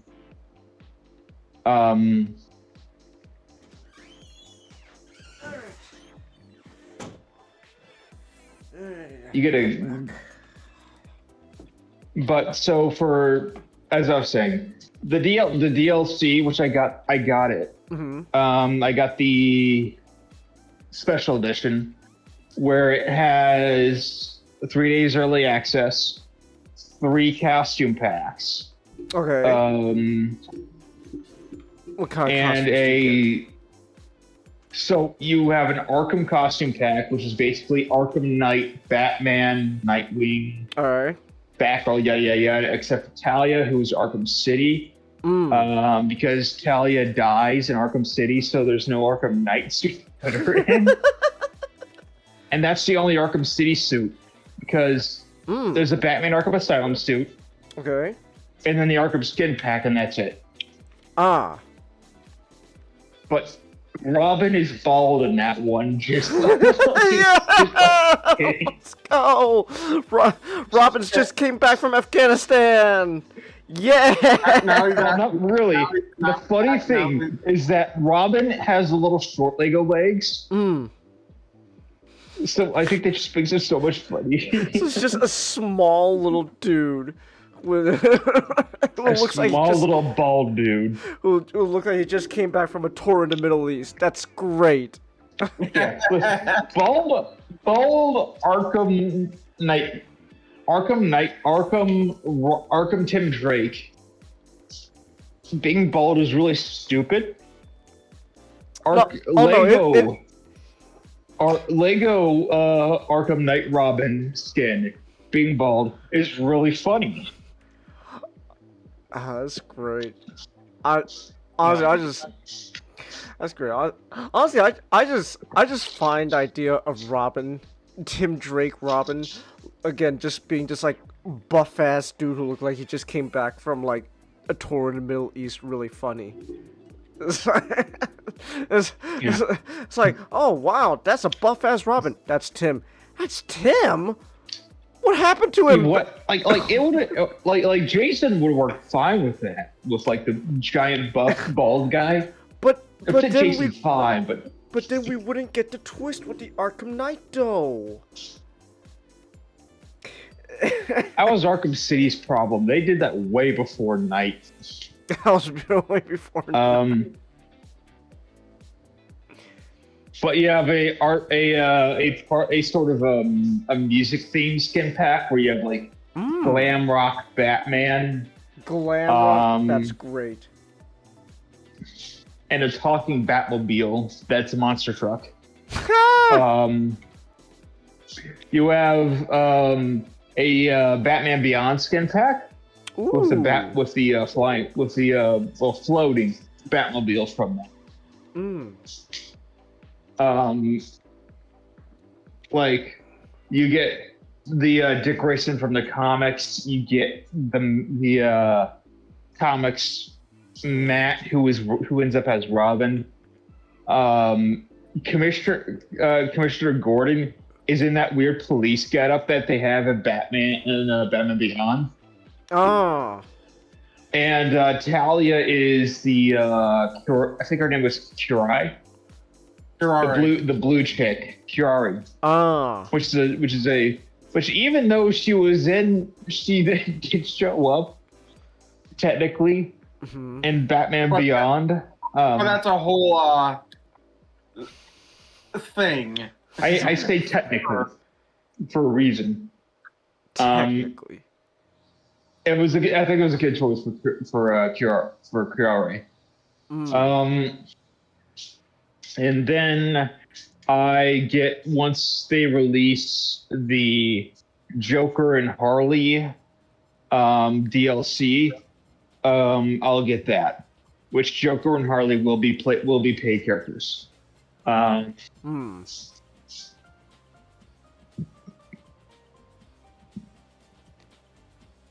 want to play Harley. I don't really want to play as Harley. Well, you do or don't? Don't. Don't. Yeah. Wait, is it new Harley? Look, I don't care. But now, hold on, Nick. What if she comes with a coat hanger? Would you play as her then? Good God. So, let's just... So, Harley, let us just...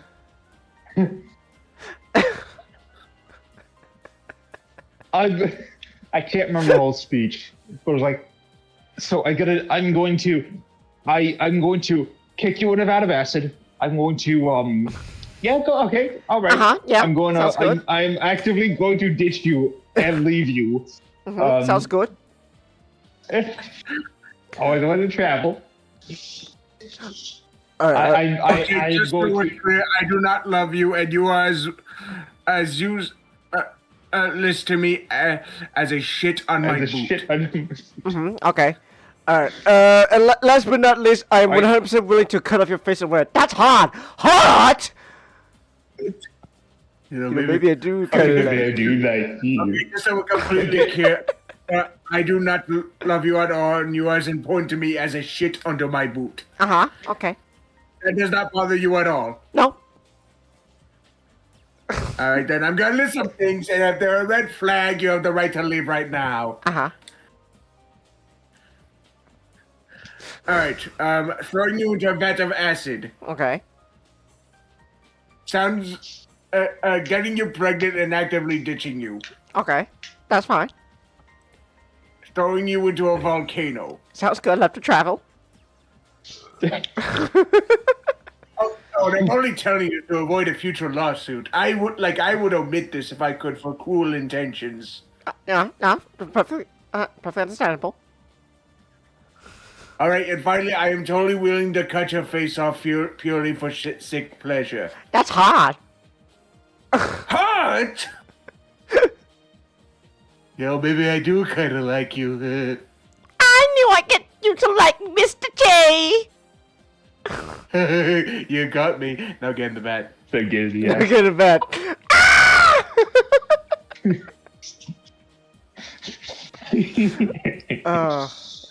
He should do more Batman. I know. Sketches. I know. Dubas should. It's over, Joker.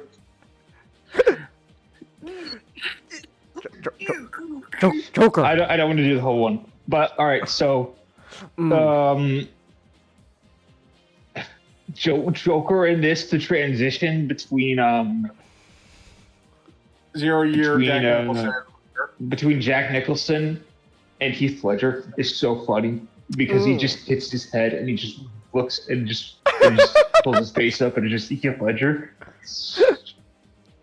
Okay, that's fun. That's how it begins. Heath Ledger. Wait, so what did he do? He just hits his head. Oh my god. Okay, that's actually really, really funny. Okay, that's funny.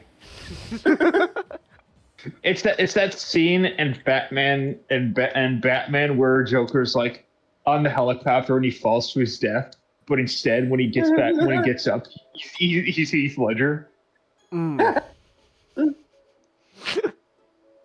You want to see how I got these scars? I want to see how I got these scars.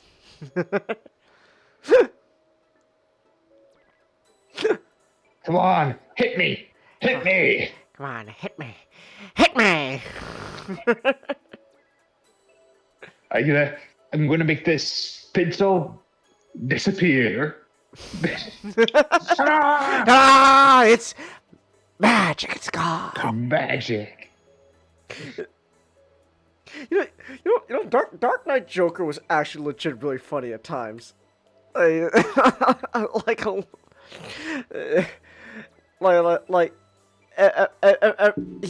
Everyone nowadays always sees him with the reputation. He's the society joke.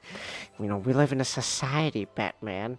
But he legit had some really funny moments. Like, you think you could just come in here and rob us of our money? Yeah. Yeah. Yeah.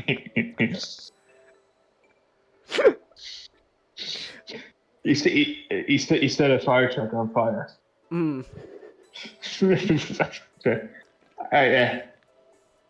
do that, but I appreciate the irony.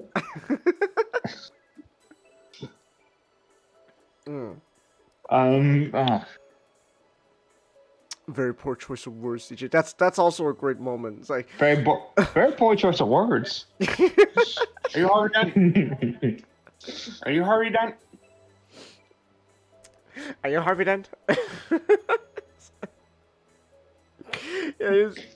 Yeah, Great. All I want now is specifically a It's Always Sunny version of like the Arkham inmates, and you have like Joker as Frank. And then Well, it can't be because we already have Penguin as Frank. Did you bang Harley? Did anyone in this asylum bang Harley that I should know about? I love it. It's a very good idea, but we already have Penguin as Frank. Yeah, I know. Danny DeVito as Penguin, but like, man, Arkham Asylum. It's time for Oz's, like Oswald's, daily psychiatric checkup. Oh gosh, you did it! You unzipped me. I think it's funnier if Frank is Joker, just because of like whatever anything Frank does, it would fit Joker better. Riddler as Dennis. Obviously. Yeah. Obviously. You haven't peaked, Nigma. You haven't even begun to peak. Make it work, Nigma. Eddie. Yeah, peaked, Eddie. You haven't begun to peak. Make it work, Eddie. Make it work. The Nigma system. D would obviously. Who would the? I've seen a bunch of clips of all these times, so I can keep up a little bit. D, Sweet D, probably like Mac as Clayface. Yeah, I'm down with that. Clayface is gonna be coming out over a $14 scratcher. I mean, there's always been like subtle hints that Clayface might actually be gay. So like, yeah. No, yeah, but like it's funny. He's an actor. He is gay. But but no, like it's funny to think that of all the things to make Clayface come out, it would be a $14 scratcher. It's like... Oh goodness, that's great. But okay, Charlie. Charlie. Ooh. That's a Mad Hatter. Mad Hatter. Okay. Okay. Can I still be a little bit scatterbrained? So.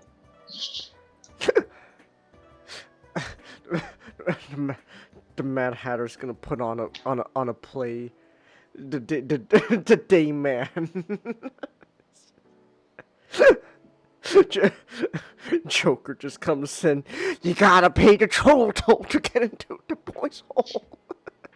Weirdly enough, I feel like Harley can work at Charlie, just because they both have that ditzy stuff and like. Oh, that's true.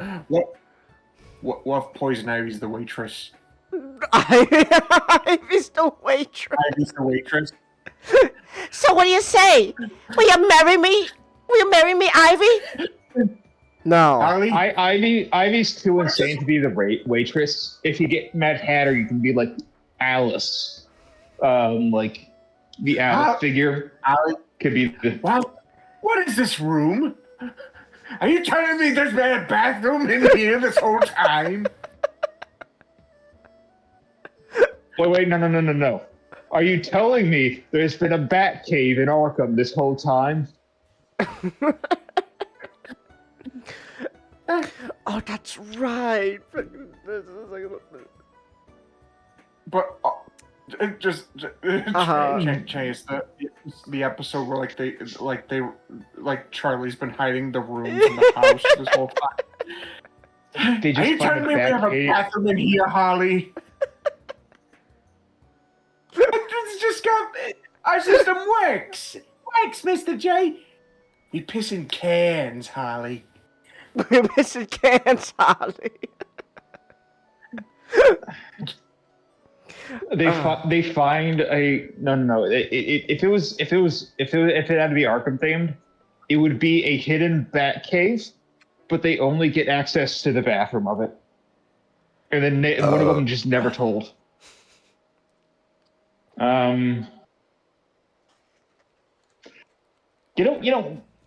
Dennis could also be Scarecrow.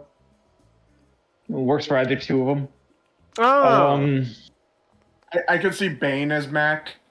Bane as Mac.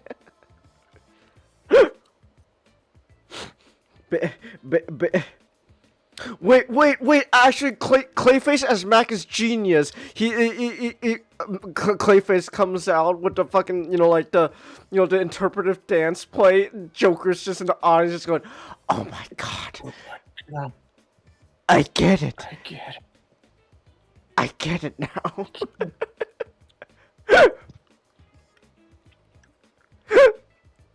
That's great. I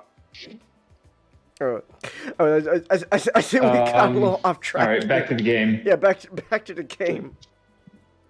But there will be an Arkham. So speaking of Arkham, there will be an Arkham DLC with that's going to be the setting of the DLC, at least a setting of it.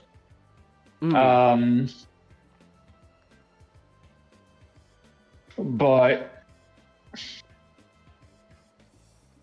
there should have. I feel like there should have been more. Shit. Oh. Drop my phone. Oh, all right. There should have been. All right, it's good. There should have been more story DLC like they would have had in Arkham, where you get, say, Deadshot, and he goes and he does something, and you have to follow him. Like that should have been happened more often in the game, because really there was none of it, much at all, and it would have been really appreciative to have some more just for the side content. It just helps. It's the sides. That's the true type of side stuff that I really like. Is the story content side? Is the story side missions.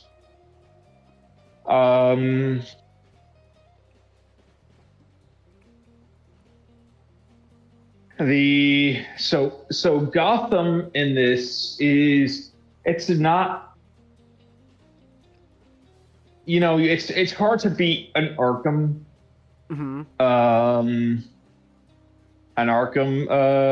open world, and it really doesn't.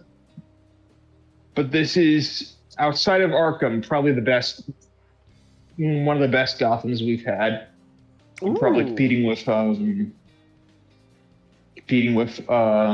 remember what was it? Gotham Knights had a very good Gotham. It's the biggest Lego one we've had so far. It's bigger than Arkham Knight. You get all the classic Gotham landmarks, from Wayne Tower to the Iceberg Lounge to all of it.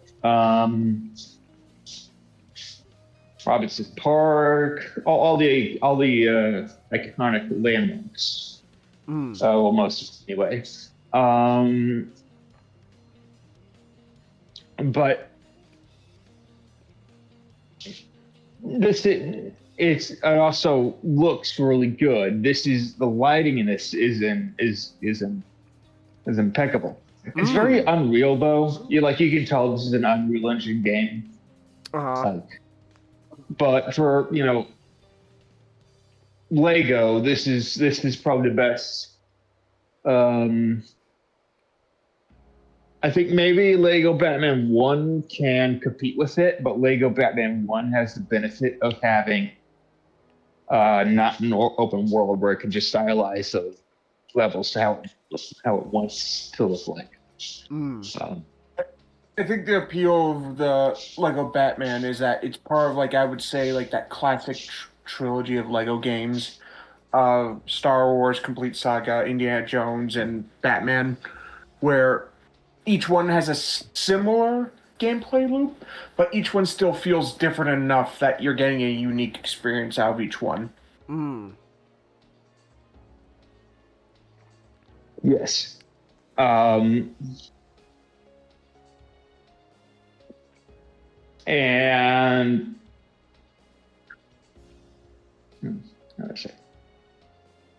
you just get gliding and the Batmobile and fast travel for movement. So no boats, no planes, just those. You get a bunch of different Batmobiles. They all have their own little neat stuff, neat little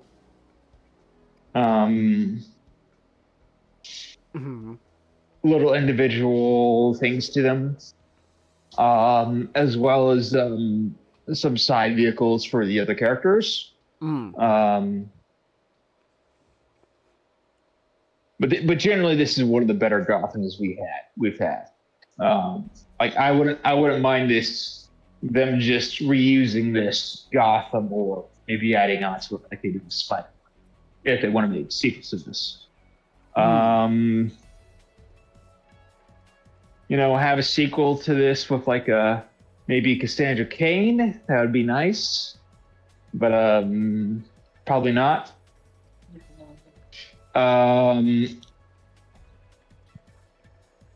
But the voice acting was good. One thing I forgot to mention is that an interesting little tidbit is the guy who played Gordon was in a Batman project previously. He was Commissioner Loeb in the Nolan movies,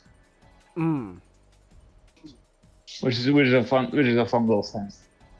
I really like Talia. I like the voice acting was just great across the board. But some of the highlights for me was Gordon was great. Gordon, Talia, and Catwoman, along with I'd say for some of the villains, Penguin was really good. Ivy and Freeze are all some of my favorite villains. I think just going forward, they should have Talia with a French accent. That makes her way more likable than horrible. I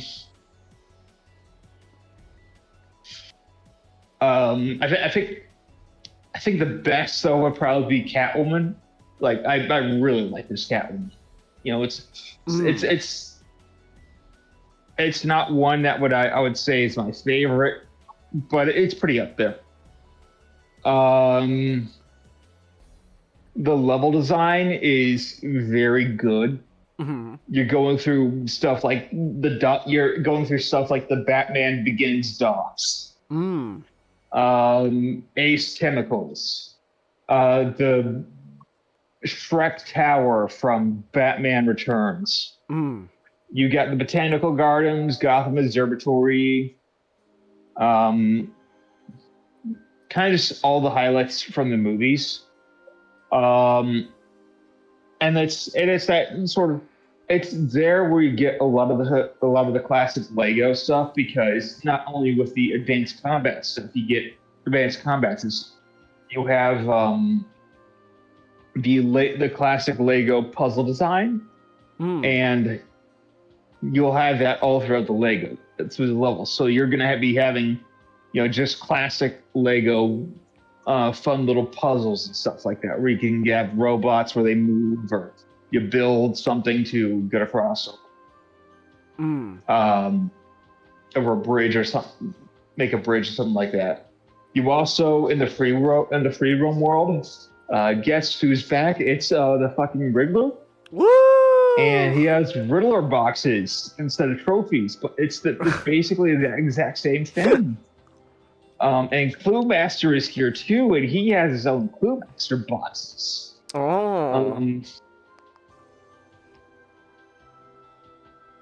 I think this is the least amount or the second to last amount comparing these Riddler boxes to the Arkham games. I think there's like 200 of them, and Arkham City had 400, so this isn't all too much. But the Riddler voice acting is really fun. It's a guy really trying to do a Wally Winger. He's not really that there, but it's a very good Wally Winger attempt. Constantly mocking you for how stupid you are. Classic Arkham Riddler. Yeah.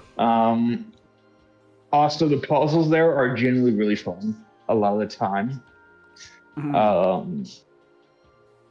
But yeah. Do you guys have any questions? I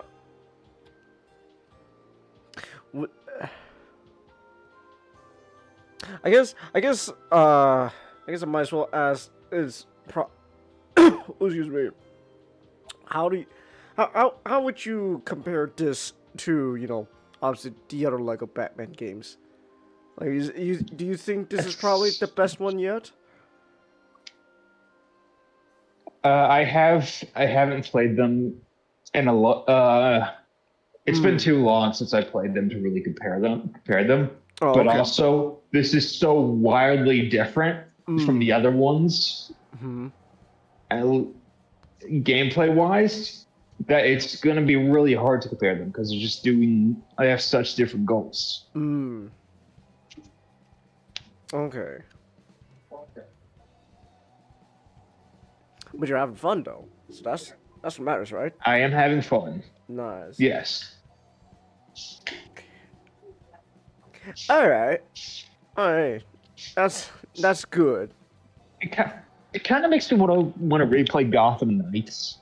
Like I know Gotham Knights wasn't the best Batman game, but I don't know. It had co-op and that was fun. Okay.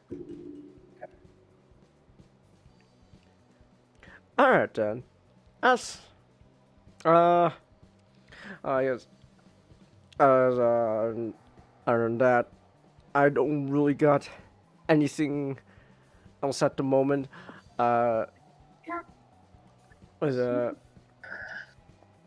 I guess I might as well ask. So like, you are so you're still playing the game.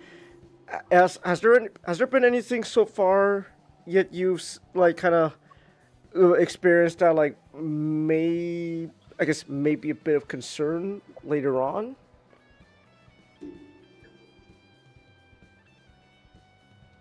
I'm sorry about that. Nick sent me something and I got distracted reading that. Could you please repeat? Okay. I was asking if there's anything so far you've experienced in the game that might become like a bit of a concern later on in the game, since you're still playing it.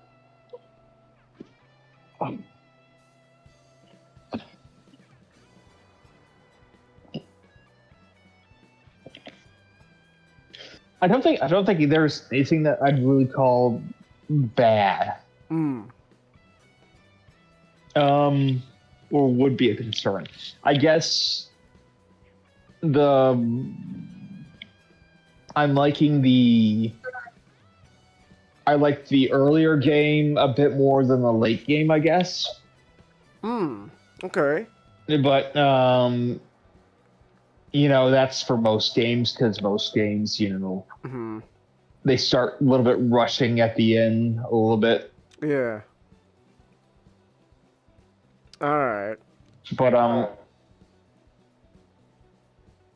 still, it's very good. Okay. All right. Well, that's good to hear. I'll definitely get around to it. The game myself. This is also a very long game. I'm at like 14 hours. And I'm still not finished with the main story. Are Lego games usually shorter? A bit. Here, let me see how long to beat. This feels long for a Lego game. Also, now I'm kind of curious what you sent Matchstick Nick that made him laugh. Can you send it to me as well? I'm kind of curious now. You wouldn't get the joke. Oh, okay. Lego Batman, the video game, is 10 hours. They're saying Legacy of the Dark Knight is 12 hours, but I'm not nearly finished. I'm at 50. Lego Batman 2 is 9 hours. Wow. Okay.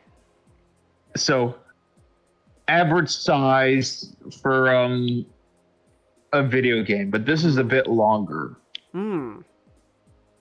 Okay. Interesting. Alright then. I guess I just wanted to know. That's all. Alright. So yeah, I'll get around to the game myself eventually. After I play the other Lego games that I need to play. There's so many other Lego games I need to play first. Cause I still gotta also do the Star Wars one too, and yeah, there's just a lot of Lego games I need to play first. So, but I'll get around to it eventually. I'll hop on it. I'll get to it. So, yeah, I guess anything else you wanna add to the? I want to add Matchstick, or is this pretty much it? That's pretty much it. All right then. All right, there you go. So, so at the moment, Lego Batman's like 70. You know, it's your video game price nowadays. Whatever, is what it is. Thank you, inflation. I love inflation. I know. I love it too. Ooh. But okay. But hey, at least it sounds like it is worth the $70 reduce. So, money well spent. All right. The funny thing is that it doesn't. I don't think there's any tie-in Lego sets. They're just like full-on sets. I see. Huh. Which they haven't really done that before. So. Okay. Alright then. Alright. Well, in that case then, Alright. In that case, before we move on to the rest of the night, rest of the topic stuff, new guy use the restroom. Gotta take a whiz. So, we're gonna take a little restroom break. That's my video. Here we go. Pull this up, and I will be back. Now, just a quick reminder that you can support me through Stream Elements. It is completely optional, but your support allows me to keep making content, such as buying new games, and more. Nick, am I smart? No. Okay.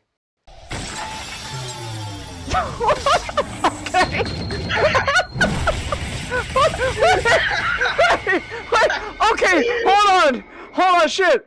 Wait, hold on. Let me go back. That I gotta actually show. Okay, that was actually legit really funny. Hold on. Oh, that's a great. My God. Hold on. I'm going back. This we gotta actually show. This is actually legitimately a great joke. Hold on. Is that what you think? Hold on.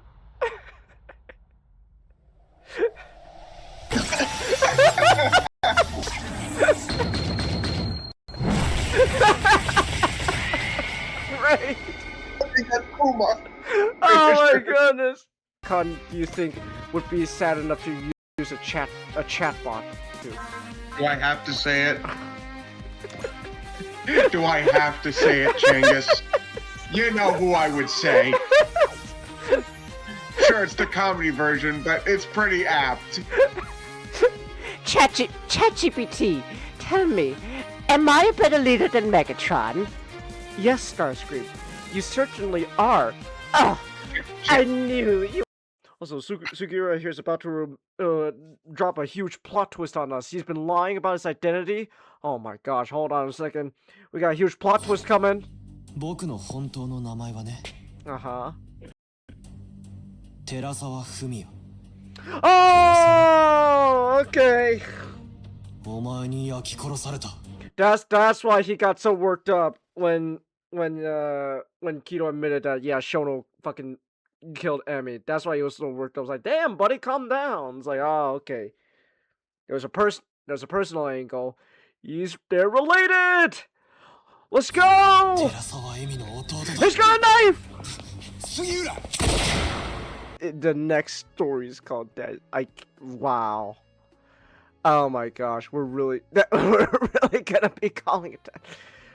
Remember, Nick, Ken Penders is a champion of all women. He's such a champion of women, Nick, that Princess Sally has now just become entirely dependent on her daddy. A strong man. Yeah. What a true feminist he is. Yeah. I ain't the same husband I once was. Must have done something wrong that I end up in a ditch like this. You don't say. I'd be told by my own daughter to fuck off. I'd make my own lovebird cower. That's not how a good man end up. This ain't right. I ain't right. Well, hey, you know what? Admitting that is the first step to recovery. Now you just gotta live. Exactly. Now you just gotta live. Got a weapon? Oh my gosh, he's doing the thing! Oh my gosh! Ah! Lelouch Vit Britannia orders you. Those of you who are my enemies, die immediately, here and now! Low tier Lelouch, you should kill yourself now! Lelouch really be here being fucking low tier god. You should. Low tier god. Low tier Lelouch, Nick. Just use all my enemies serve zero purpose. You should kill yourself now. Give someone else a piece of that oxygen. Cause what are you here to live for? Nothing. Like lightning's gonna be like coming out of his eyes as he says this.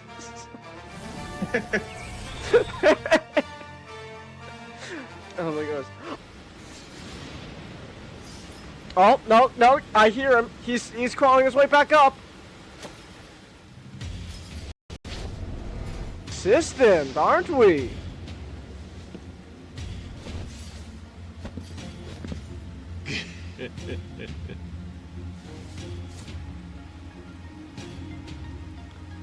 Oh, is that adrenaline?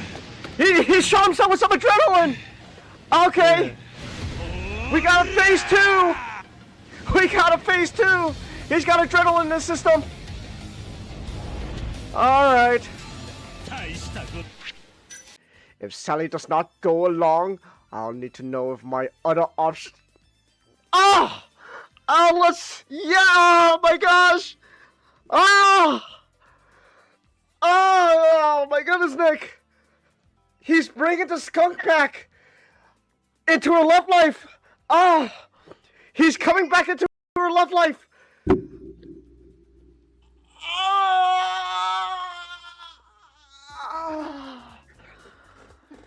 I hate this so much, man. This is when is it gonna get good? When are we gonna get to good stuff, Nick? Not for a while.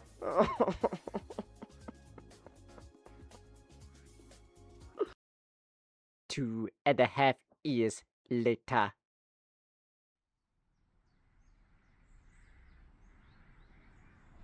Focaccia Bluffs.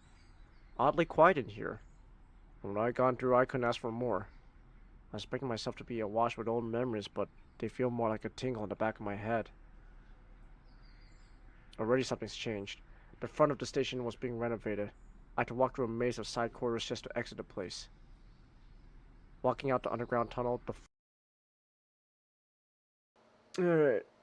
Oh, wait. Alright, there we go. I'm back. Hey. Hey. Alright. Welcome back. My dad is kind of drunk right now, and I can tell because he's got like a, so he's downstairs with my mom drinking like a bottle of wine, and my dad when he gets a little little drunky poo, a little tipsy, his face lights up like a damn tomato, man.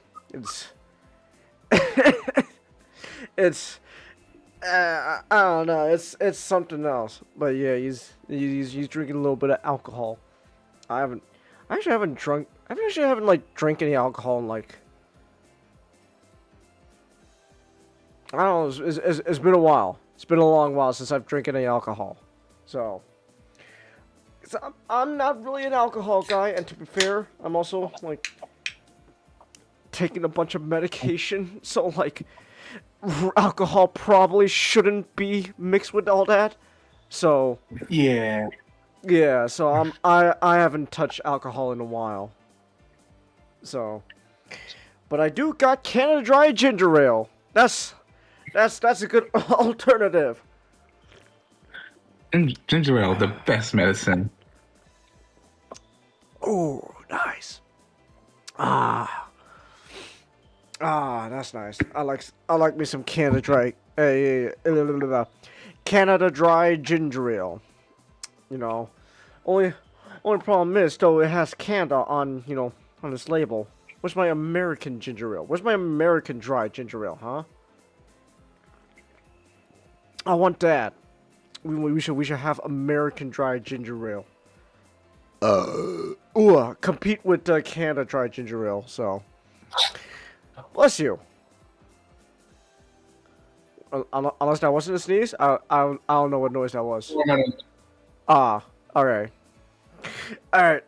Anyways, we have been going now for a little over 2 hours, like 2 hours 17 minutes. So, and we're only halfway through this show. It's gonna be one of those nights, I can tell. So you know what? Might as well hop to it then. I'm gonna take another sip of my Canada Dry ginger ale.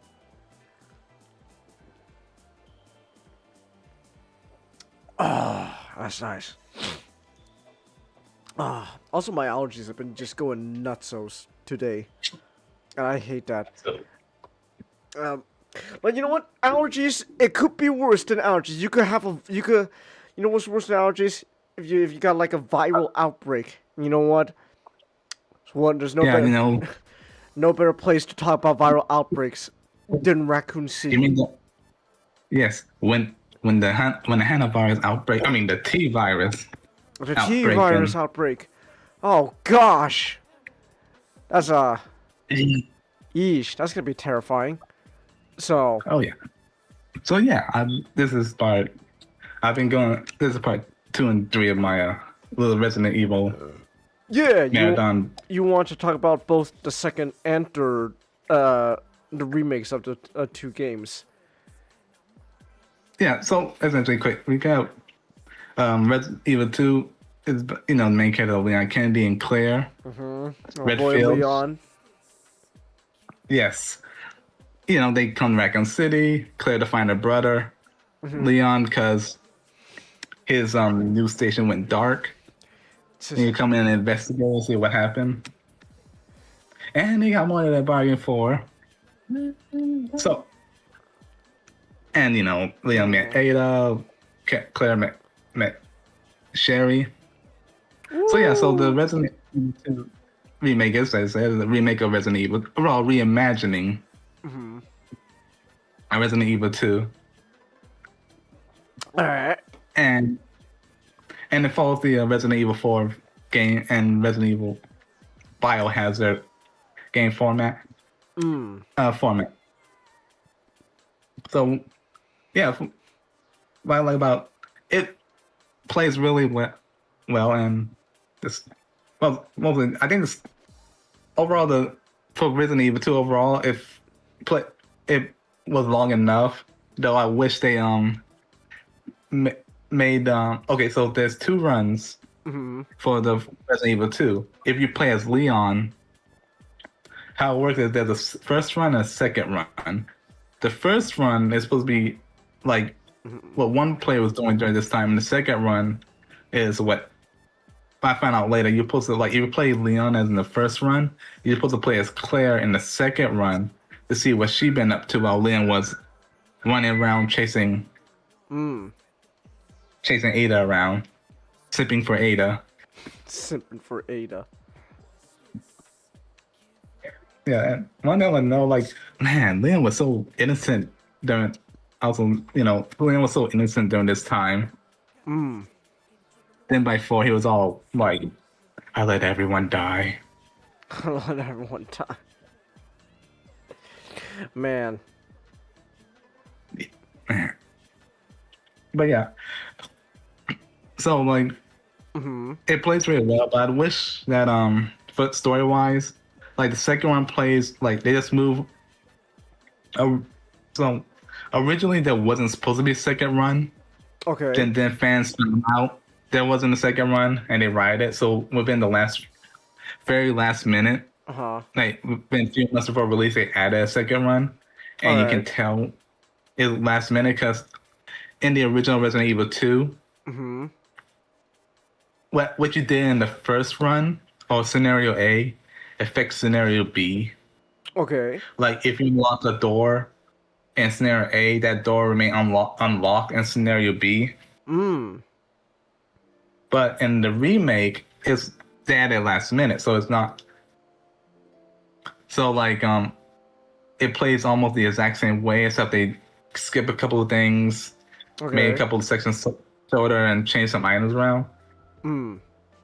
But it plays like almost the exact same way as scenario A. Okay. Well, so there's something that doesn't make any sense. Because, like let's say, what I did, I played Leon in the first run and Claire in the second run. And for some reason, Claire's unlocking the exact same doors that Leon unlocked in the first run. Alright. So yeah. But overall, it's a good game. Lickers are annoying. Lickers? Oh. Yeah, they hide in the walls. They hide in the roofs. They're in the walls. They're in the goddamn walls! Alright. Yeah. But, yeah, but it took. I was saying it took me a week. Now, I don't mention this because it took me a week to beat both runs. Okay. So this is the point because this time in Resident Evil 3 because Resident Evil 3 remake is way too short. It felt more like a DLC rather than a its own game, which was a major criticism. I played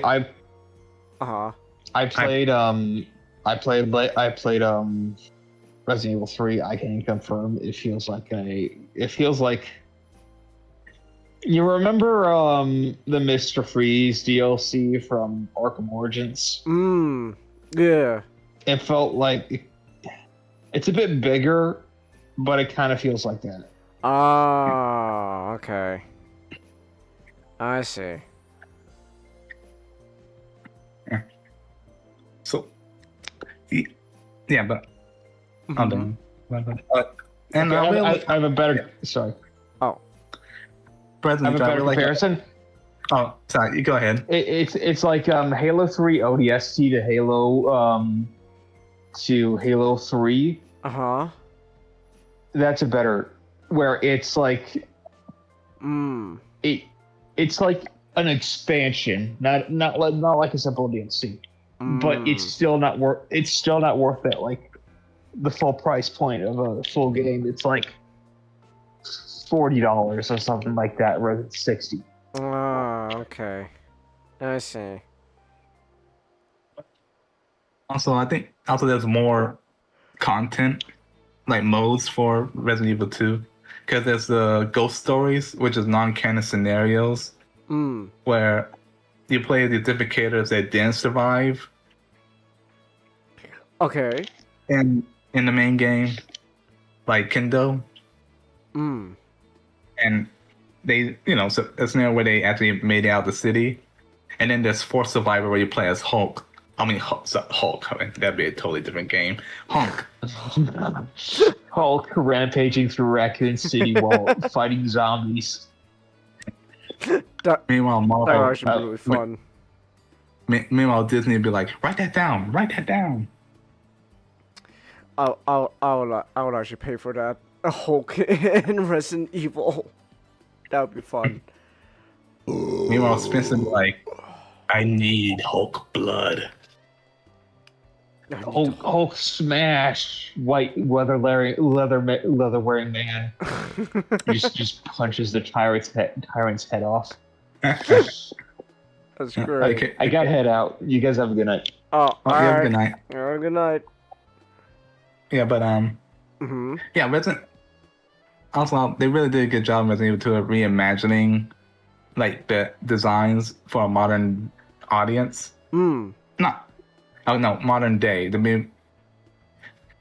Because now they don't suffer the limitations of technology from that time period. Okay. Yeah. And it plays really well, really smooth. It also surprisingly worked really well. Like there's a mod where you can play in first person.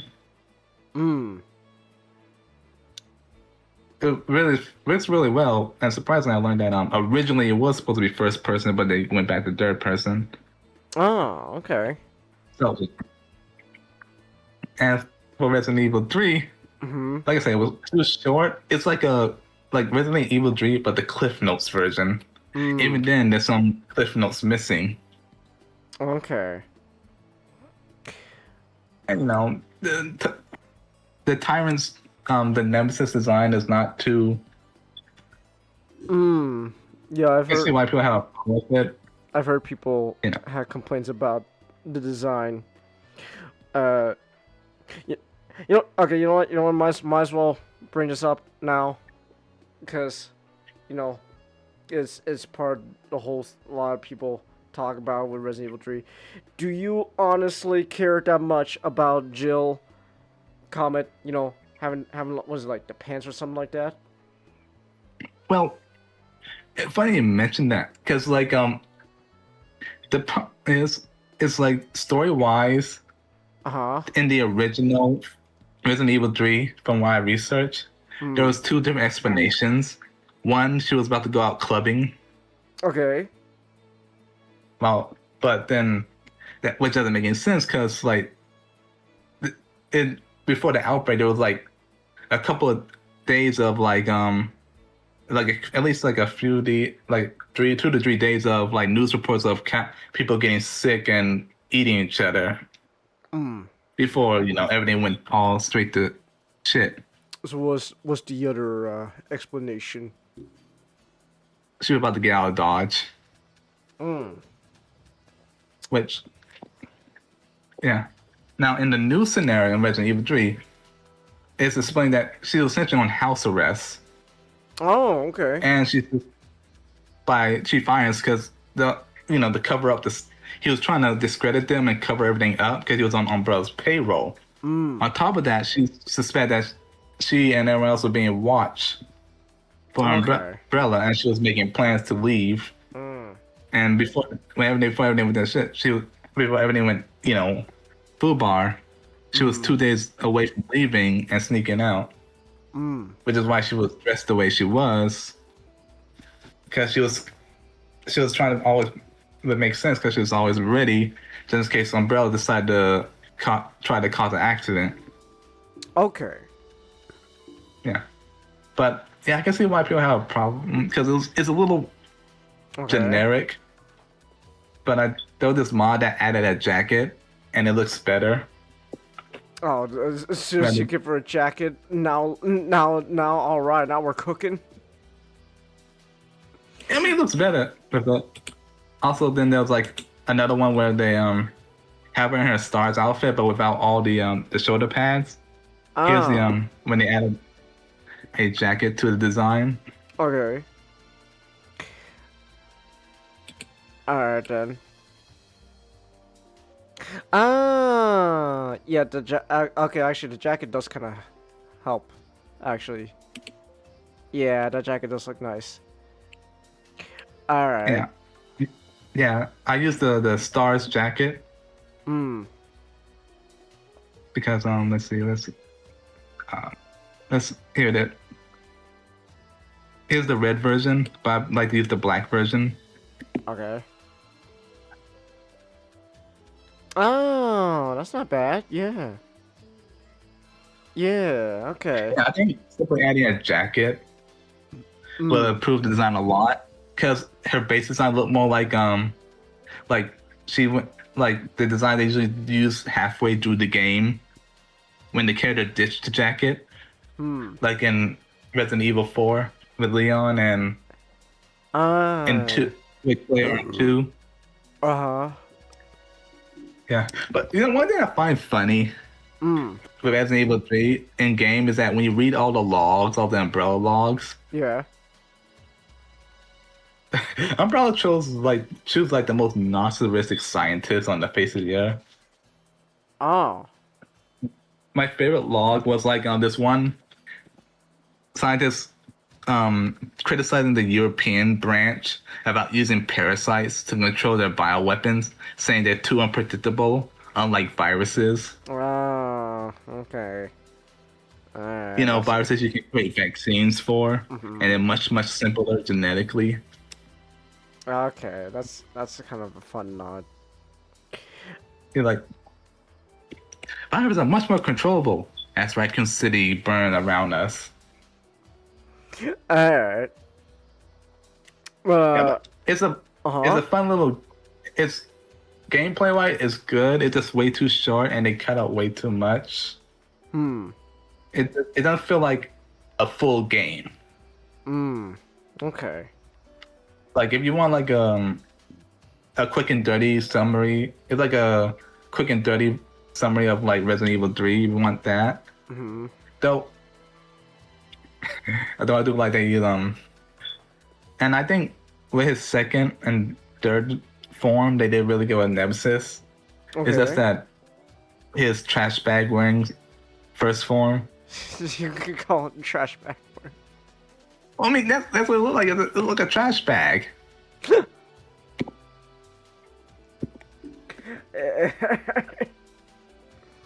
Like, okay, here's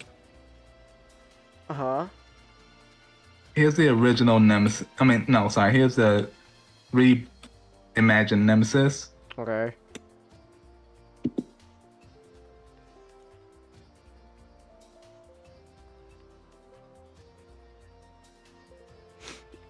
Trash bag wearing.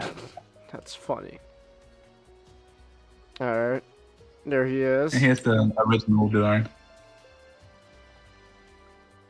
Oh. Why does he got all the caution tape on him? I mean, maybe Umbrella wanted this one to be safe until people don't be near him. Or be careful around him. I think it's just he's just covered in like a bunch of caution stickers. That's just what was also what's with the there's a big ass like artificial like heart pacemaker thing on his chest. Yes, the thing about the tyrants that they're so big. They need another heart. Oh, okay.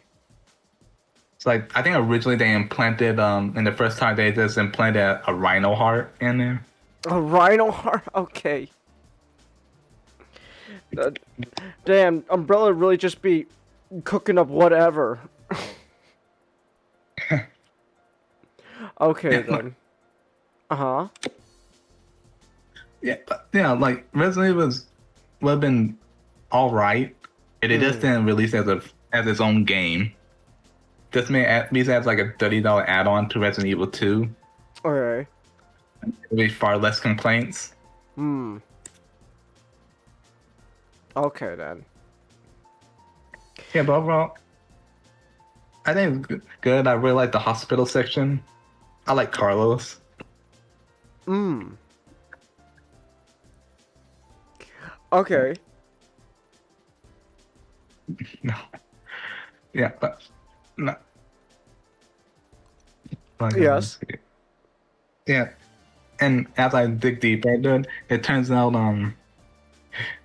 yeah, Umbrella's very, like I said, Resident Evil 3, Umbrella very shady. They send their own people in as test subjects.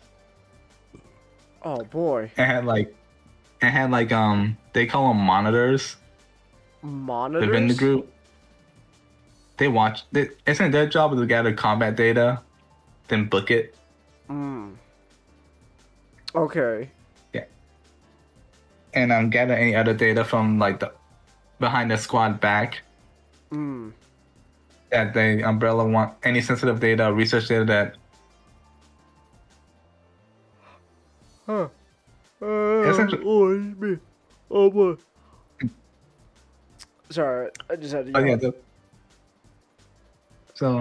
Yeah. Mm-hmm. But yeah, overall, Resident Evil 2 is a good remake. Okay. A great. For those who want to play Resident Evil 2 but can't play the original. Which is side note, the original is available on Steam for $9.99. Oh, only like $10. Okay, that's not bad. Yeah, I just found that out. I might try that.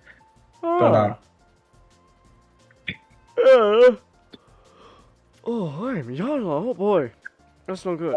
But yeah, that's not a bad deal. Also, I like it when one thing I like about is that when they become a little bit fourth-wall breaky, like when Jill find a secret facility underneath the secret umbrella facility underneath the hospital. Okay. She was like, "How did they hide all this?" Hmm. And like this wasn't like a small facility. This was like a big like lab with like its own warehouse and everything. Ah, okay. These massive trucks. I'm like, how did they hide all this? Hmm.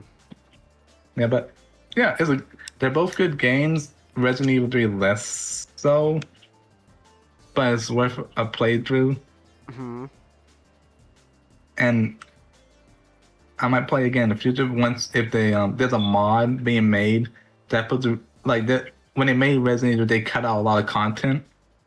Hmm. So you're hoping So they add the stuff back. Yeah, add the stuff back in. I see. It'll probably be a while because it's being made by one guy. One guy's doing it all on his own. All right, power to him. It's called Resident Evil 3: The Last Escape. Hmm. So let's see. Oh, sorry. Let's see. Yeah, but overall, it's a good game. You should. I will try to get them on. Well, if you want Resident Evil 2 now, it's on. The remake is for $40, but I will wait till 3 is on sale. Okay. I have Resident Evil 2. I got it a while back. I don't have the remake for 3 though. So. Was it? So next up, Comet, right? You're gonna be going through Resident Evil 4. All right, now, are you gonna be doing the original or the remake? The remake. Remake. Okay. All right, then. So what? That's gonna be what, like the fourth or fifth time we're gonna be talking about Resident Evil 4. So. It'll be. Yeah, also fun. I modded that. I'm gonna be honest, Comet. I don't like. I know that's next on your, like, the games to play, but I don't know I think maybe this once we could skip talking about Resident Evil 4 because we've talked about the game so many times now. So. Oh, sure, I don't mind. I'll skip I'll skip right to 5. Oh no, you can still play the game. It's just no. Next Resident Evil talk will be 5 once I get around to it. Resident Evil 5. Ooh. Yeah. Oh man, that was a controversy. I remember the controversy about that game. But are you excited about 6? You know, I heard things about 6, but I'm gonna play and decide for myself. Maybe it'll surprise me. Oh. Wait, hold on. Now when you play Resident Evil 5, are you gonna get the mod? You know, it's like, wait a minute. You know, wait a minute. Speaking of mod, hold on. You know, did you mod this game? No, this is just Master Chief just shows up. Da, da, da, da. You know, it's kind of funny. I modded Resident Evil 2. I had Leon and 4. I had Leon and Claire look like Killzone. Not Claire. Leon. I had Leon and Ada look like Killzone character. Oh, okay. But what about the Master Chief mod? Actually, I'm gonna go to the Resident Evil 5 mods once I get to it and see what I choose. Like, did you put a mod in this game? No. Da, da, da, da.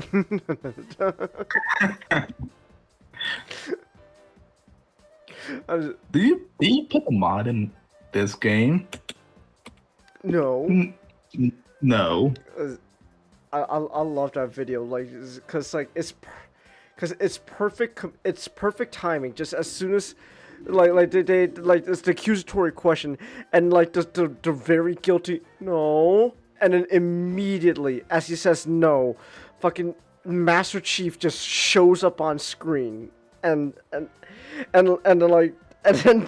icing on the cake is whenever Master Chief is on screen, they just blast the Halo theme. It's great. I love that video so much. Oh no! I like the one with Wesker, where they replaced that one guy with Wesker. I don't think I've seen that one. I just know about the Master Chief mod video. Where is that? So. Listen. Yeah. Oh, here it is. It's called. I found it. Let's see. Oh, here it is. It's this one. What is that title? Okay. Alright. Retarded. Okay. Alright then. Well, sure. Why not? Okay. I'll probably check it out later then. Man. Oh. Yes. Let's see. Oh no, I'm just looking at Resident Evil 5 mods. Let's see if I can find the ones here. Let's see. You gotta find the Master Chief mod. There's one for Spider-Man. Spider-Man? Oh. Which Spider-Man? The Sam Raimi one. There's one. There's one where they had Chris as Doom Guy. Oh, okay. That's kind of fun. Oh, oh, excuse me. Ooh. Alright then. Man. Alright, yeah, but if you want to play these games, I would get them. But I would get Resident Evil 3 on sale. Yeah. Let me see how much it costs now. Maybe they lowered the price. No, I checked. It's still $40 for 3. The remake for 3. It should be like $10 lower. It's not. Yeah, they haven't lowered the price yet. I mean, like, is there any deal? Well, at least the Resident Evil, at least the original one is $10. So Let's see. Is there any deal? Resident Evil 3. The current lowest price at the moment from the Humble Store is $9.99, $10 reduce. So wait, is that the remake or the original Resident Evil 3? Remake. Oh, the Humble Store? Yeah, here I'll show you what I'm looking at from Mr. Any Deal. So. Oh, okay. Yeah. Also, I was trying to find that.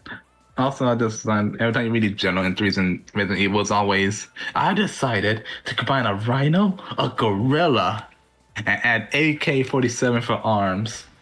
Nothing can go wrong. Those Umbrella guys, man. I'm telling you, they were on some shit. Then the next entry is it escaped. It escaped. Oh man, damn, what a shame. Oh well. Let me take a sip of my fourth can of Canada Dry Ginger Ale, which is probably not the most healthiest thing to drink 40s at once, but you know what? I can do so because I am my own independent human being. Resident Evil timeline. Oh, that's nice. Oh, that's nice. Why are you looking up a timeline? Let's see. Oh no, I'm just double checking something real quick. Oh, okay. Because let's see what come after. Huh. Are you gonna be playing all the Resident Evil games? Like all of them? No, just the main one. The main ones. I do wish they remake Outbreak. I would like to try that game. Alright. Because I found there was like an Outbreak reference in 3 and the remake of 3. Oh, okay. I don't know what Resident Evil Outbreak's deal is, but I'm sure it's... it's a game. It's a game. It's like it's kind of like, the best way I describe it is, from people saying it's like Left 4 Dead. You play as like different survivors during the outbreak in Raccoon City. Try to escape the city. Huh. Okay then. So yeah. So it's sort of like a side story sort of thing. Oh wait, okay. I don't really know that. I've never played that game. I don't really know what his deal is, other than I know that one of the characters there ends up being like the mother for the latest character in the newest one. Yeah, that's one of the characters that was in Outbreak. Yeah, one of the characters is Grace's mom. So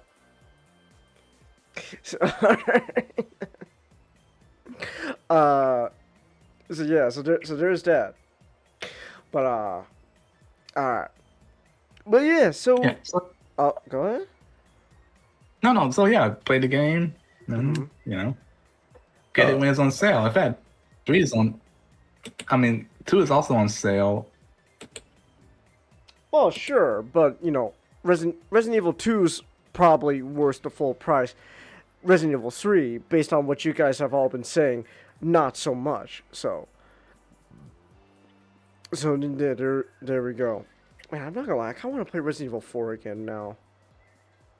I kind of want to replay it.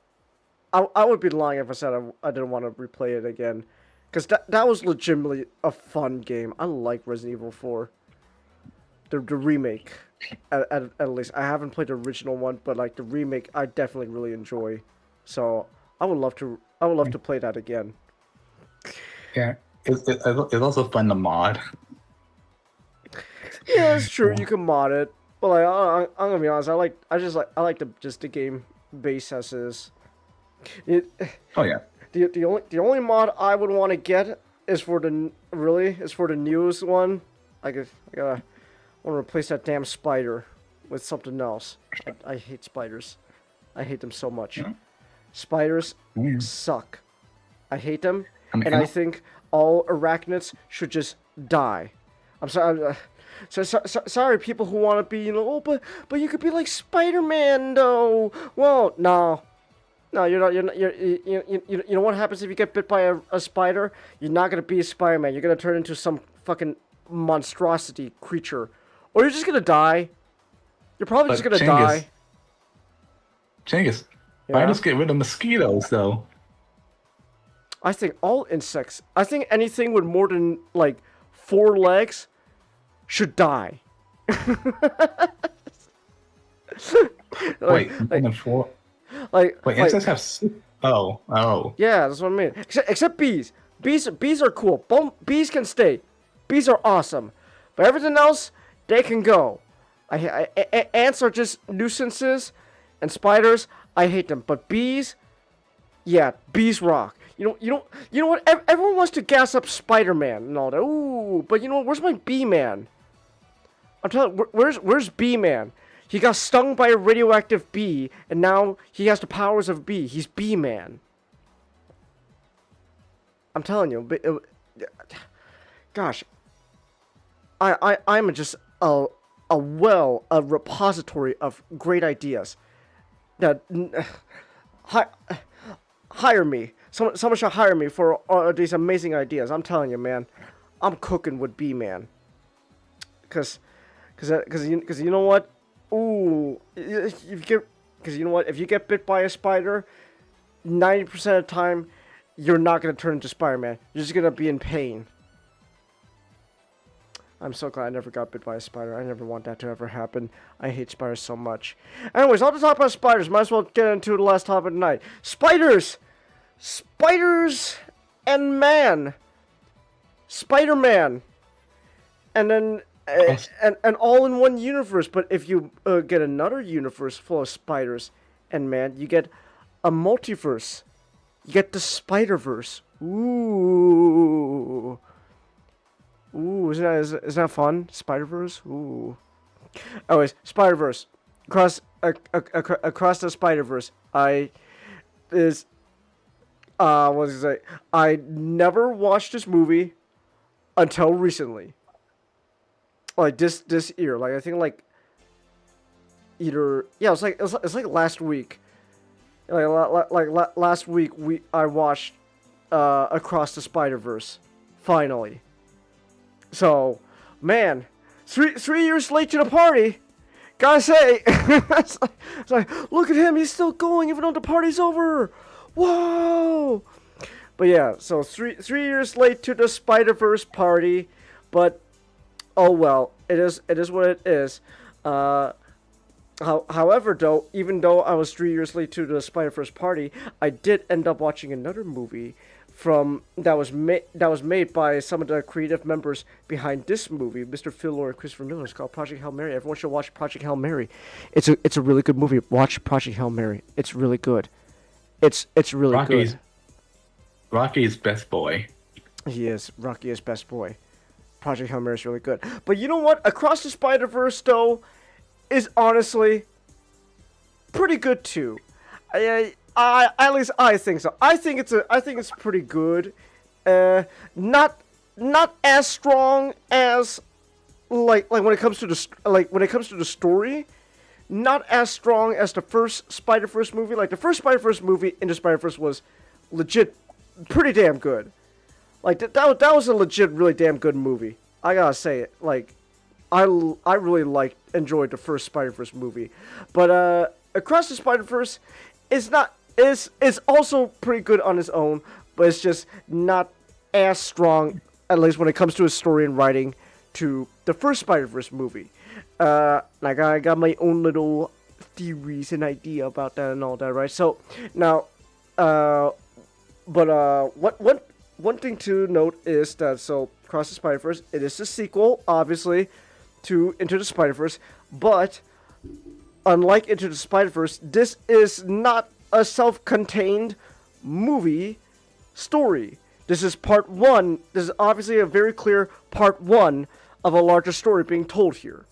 So, Uh, and of course, obviously, like, of course, it takes place after the events of the first Spider-Verse movie, so you should probably know what happened in that movie before you jump into this one, right? But Across the Spider-Verse is good. It's pretty good. So gotta say, like I know a lot of people, right? At least when it comes to like, especially like on like the comics and especially with you guys are just tired of Spider-Verse. I know that. You guys are exhausted of Spider-Verse. And to be fair, I think just in general, a lot of we're kind of that like period where everyone's just kind of done with multiversal stories because we've done multiversal stories so many times now. And every time, and not gonna lie, the multiversal stories aren't really that we've seen so many times by now, haven't exactly been done that well. So this is a pretty good multiverse story. Not as good as the first one, but this is pretty good on its own. So yeah, guess obviously should jump right into like the basic premise, right? Basic premise going on with this movie, right? Again, sequel to the first Spider-Verse movie, and essentially it's more Spider-Verse, more multiverse shenanigans. Oh my goodness. Whoa. So but now here Miles is obviously back as our main protagonist, but here we also get a lot more with Gwen as kind of a secondary protagonist, a deuteragonist, essentially. Not as much as Miles still, but she's obviously getting a lot more focus here. She's being a much more key player in the story besides Miles. So that's cool. That's nice. So obviously, right, so big point of this movie is that Miles is doing Spider-Man stuff and all that, and then he ends up meeting a villain called the Spot. And the Spot's whole thing is literally he has spots all over his body, and he could use them to teleport things, like portals. And he figures out a way to use these spots of him. That sounds lame. Oh, what's that? Wow, that sounds lame. That's lame. No, it's not lame. So it's not lame. That's the total villain of the week.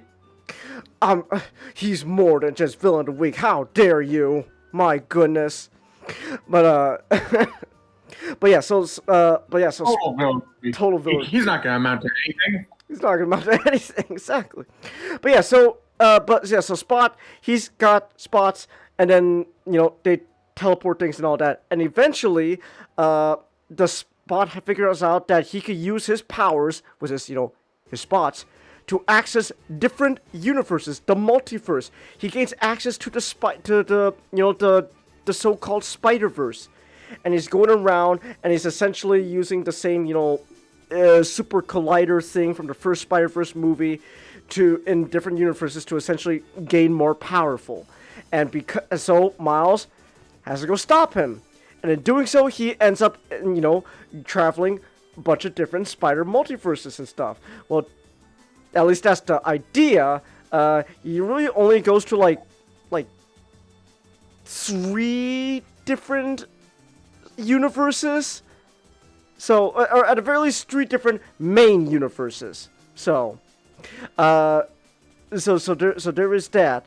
And then obviously, he's following the Spot through these universes, and eventually he encounters the the Spider Society or something. I don't know what they call themselves. This is Spider People. I'm just gonna call them the Spider Society. Oh, they are the Spider Society? Okay. Yeah. Alright. So Miles' multiversal adventures allows him to get in touch with the Spider Society. But it turns out the Spider Society is not at all what he was hoping they would be, and I think Miguel's got some issues, and now essentially Miles is kind of on the run from the Spider People. Damn. Sorry, Miles. Turn. I still like that. Like, I still like that, Nick, in one of the voice chats. Just, hey, I got a new flag for the Spider Society. It's like, oh. I got a new flag for the Spider Society. What are you guys thinking? Oh. I feel like this would represent us. As and what we are as an ideology. As we are as an ideology. Just Miles walks into like Miguel's like lair. He sees the flag. It's the fucking Key and Peele sketch with the swastika flag. Just, oh no! What? No, that is a symbol of hate, Miguel. The spider, the spider? No. Swash the spider? It's a symbol of hate, Miguel. It's a comedy prop, Miles. Gosh. Oh my goodness. But yeah, and that's basically the main premise, right, of the movie. You know, Miles goes on a more multiversal adventures and ends up meeting other Spider-Man, spider people like other Spider-Men, etc. So now I guess I'll go obviously right into the strengths of the movie. This movie is gorgeous to look at. This is a very, very gorgeous movie to look at. Like, it is really well animated, very, very well done animation. I loved how each universe has like its own like art style, aesthetic or whatever going on, right? Like how was it like how Gwen's universe, like Miles' universe is kind of like the most normal looking out of the ones we see, but that's on purpose, right? Because it's supposed to be like the main universe that our story takes place in, etc. But even then, like everything about Miles' universe obviously has like a very like comic book feel going on. Everyone's got like the I forgot what it's called, but like the patterns that like a lot of comic books used to have. That like there's like is it cross hatching? I think that's it. Yeah, like cross hatching thing going on for like shading and all that. Like very like, even though it's a 3D animated movie, there's a very like hand drawn feel to like Miles' universe. I really like it. And then obviously like so you get to like Gwen's universe. So because again, Gwen Stacy, Spider Gwen, or Spider Woman, is more of a focus character here as well. Besides Miles, and how Gwen's got like a very kind of like, kind of like a punk sort of aesthetic going on with her, like a punk rock aesthetic going on, and and on top of that, her universe plays around a lot with like very warm colors, especially like pink. Like there's a lot of pink, and then like to contrast the pink, you got a lot of like cool blues and purple going on. It's really cool to look at. I love how Gwen's universe just has. White. Oh, go ahead. The morning sky is white. Yeah, like I just love how Gwen's universe just kind of has like the very like warm color feel going on, with like with like the pink and white and blue, because and I get it, right? Because those are her main colors in general. Like it's very she's very like pink. You got a lot of pink going on and white and stuff. So that's real cool. I really like Gwen's universe has its own like color palette going on. Was it like the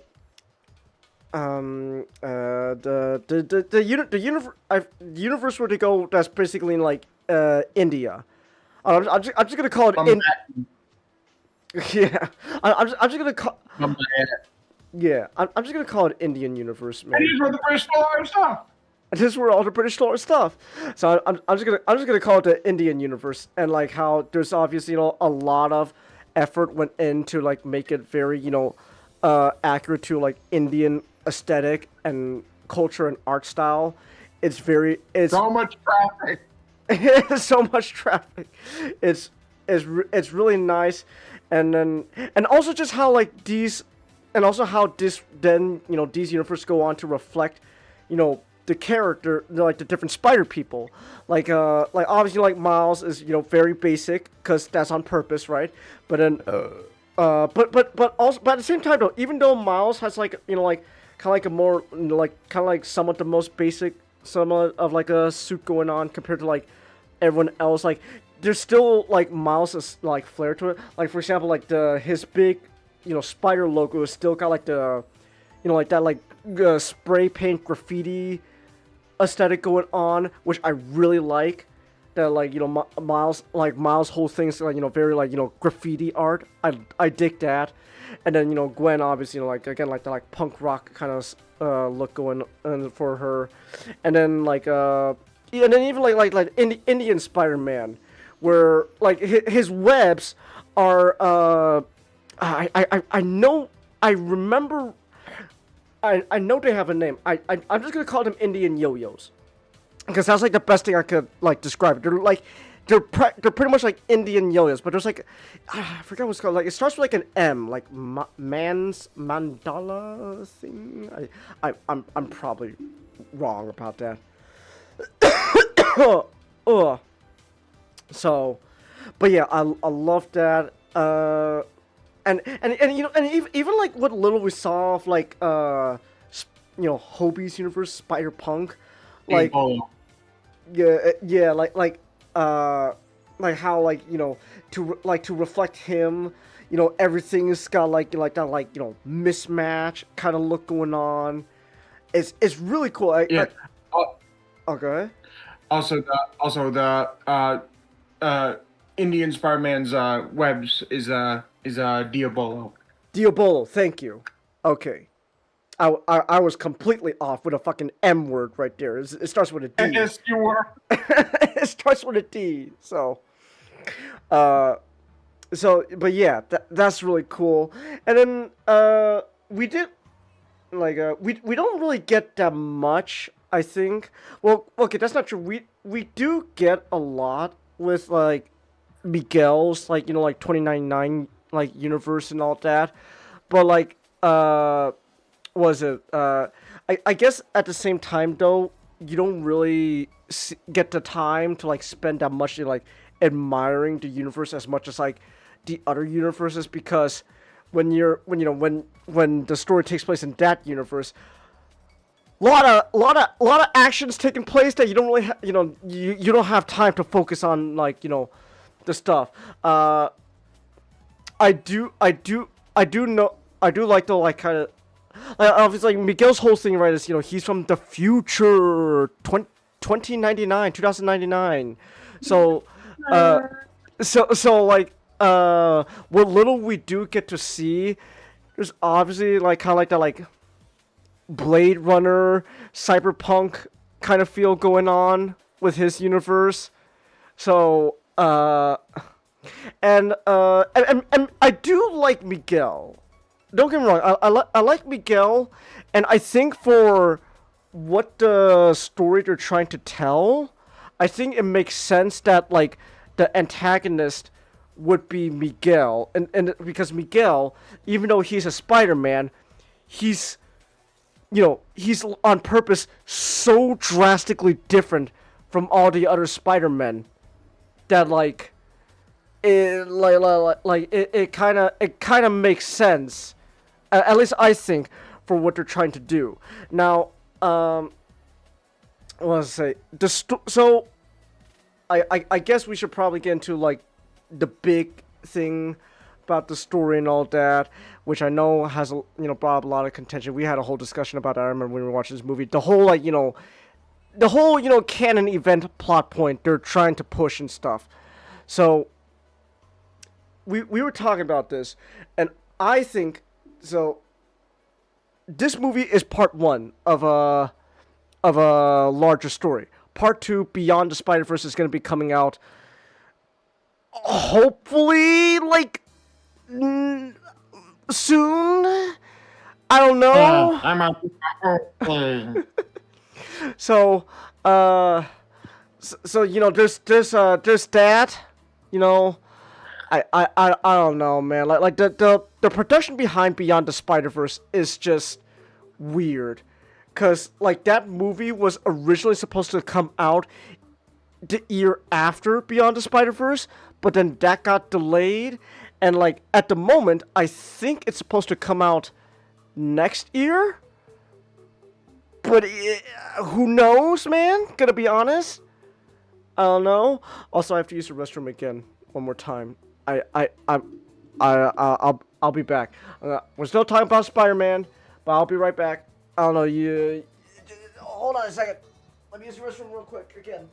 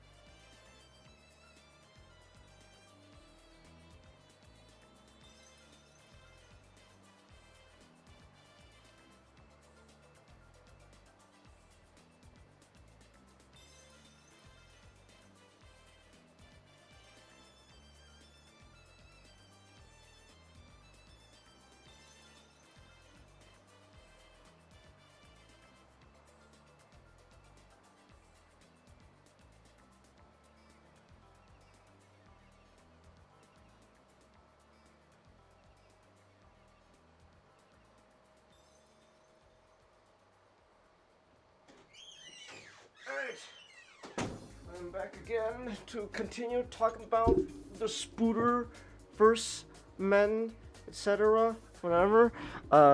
Also completely unrelated, but it turns out that a fly literally died on top of one of my bathroom light bulbs. Like I see the fly on a light bulb. It's like, is that thing even still alive? Like, you know, I tapped the light bulb and all that. It's not budging. It's like, oh, that thing died on the light bulb. So, yeah. Anyways, where was I? Something about Spider-Man. Exactly, something about Spider-Man. What was it? Oh, right. We're talking about... I remember, we were going to talk about, like, the whole, like, canon event thing and all that, so... And how, like... So... How do I best describe this? I think... So this... We were talking about this. I think... And, of course, this could change, considering Beyond the Spider-Verse hasn't come out yet. If you view the story more in the grander scheme of things, was like the larger scheme as like a big meta narrative of like just like Spider-Man in general, like through media and stuff, like and the stories. I think it works better there. But at the same time, though, because of that, the contained story within the movie is a little silly to think about, because when you really, because at the end of the day, when you think about like the whole point of the canon events, that's really silly. Because why the fuck was any Spider-Man, ever support that idea in the first place? Like okay, so like a canon event is the idea is some kind of tragedy, some kind of tragic event in a Spider-Man's life, story, etc., and all that is it cannot be disrupted. Otherwise, the whole like universe is just gonna poof, disappear and die and collapse each other, and like that starts the whole multiverse, etc., right? But like the thing is, so in order for like the greater good of like the multiverse, you cannot stop a canon event. And these canon events are usually tragic events in a Spider-Man, a Spider-Person's life that is, I guess, supposed to build character and whatnot, or something like that. Because, like for example, obviously, Uncle Ben. What happens to Uncle Ben? That is considered a canon event. Gwen's dad dying in a lot of different universes is considered a canon event. I guess that means Gwen Stacy's death is also usually a canon event. So there is that as well. Again, like these are tragic events, and for the greater good of the multiverse and everyone else, you cannot stop these tragic events. And like, sure, you could, and like, sure, okay, whatever, that sucks ass. But I guess on one hand, you could argue, I guess for the greater good, right? For the greater good, I suppose that makes sense. We just gotta let tragedy happen. But this is Spider-Man. There's no way Spider-Man's gonna allow that to happen. I'm just gonna post this. Feel free to share. Okay. Okay, hold on. Okay, it's a YouTube video. Give me 1 second. Let me see what we're dealing with.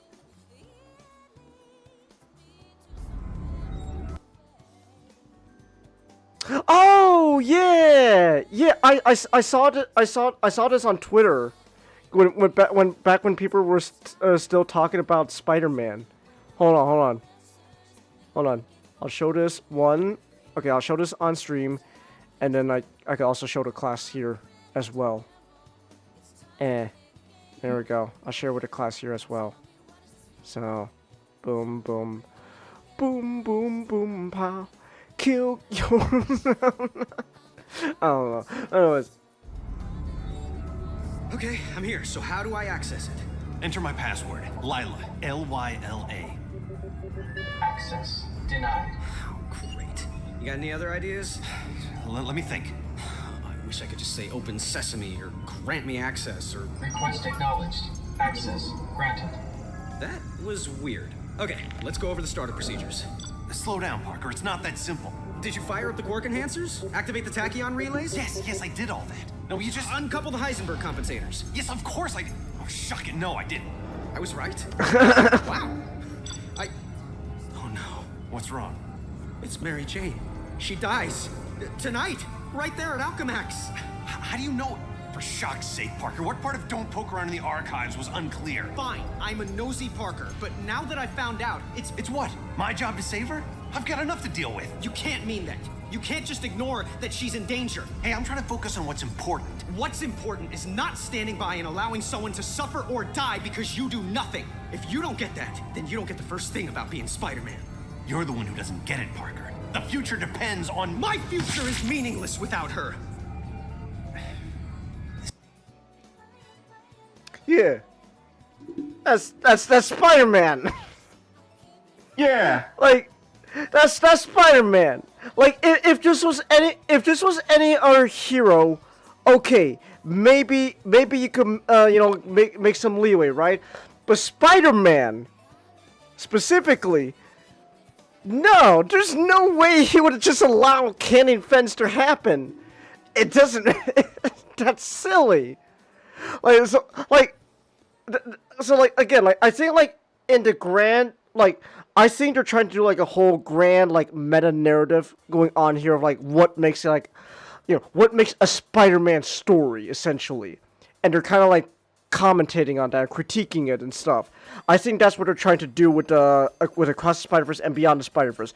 So in the grander scheme of narrative, sure, then can't Miles going against the canon event stuff, okay, I can work with that. But but when you contain it alone in the movie itself, you're telling me Miles is literally the only one to not agree with this until besides Gwen's little merry band. You're telling me hundreds of spider people out there, and let's be honest, 99% of the Spider Society is just made up of different versions of Peter Parker. So you're telling me that hundreds of different Peter Parkers are okay with just letting tragic things happen? That's silly. That's no, that's silly. I'm gonna post this. Okay. Okay, hold on. Shit. Okay, what is this now? 1 second. All you have to remember is... Oh my gosh, this actually kind of makes me more mad. Why? Oh my god. Okay, so this again, this goes ties into the whole canon event thing and stuff, right? So the canon event stuff is silly, and I get it's intentionally a silly idea for Spider-Man. Again, if we're thinking this as a grander meta narrative going on with Spider-Man, okay, but you're telling me hundreds of Peter Parkers are okay with Miguel's idea of canon, just letting canon events be and all that, and then so what happens then, right, is on top of that you get the member berries essentially. They're not that bad. Okay, the references and member berry stuff here is not as bad. It's not annoying. Oh my gosh, you remember you remember from that one what's a good example a member berry. That's bad. Anything Star Wars from Rise of Skywalker? Oh wait, no wait. No Way Home. That's another Spider-Man multiverse movie. No Way Home. That's pretty much just carried by member berries. Yeah. Let's be honest, okay? You're watching that movie so that way you could clap at Andrew Garfield and Tobey Maguire on the big screen together, alongside Tom Holland. That's why you're there. So,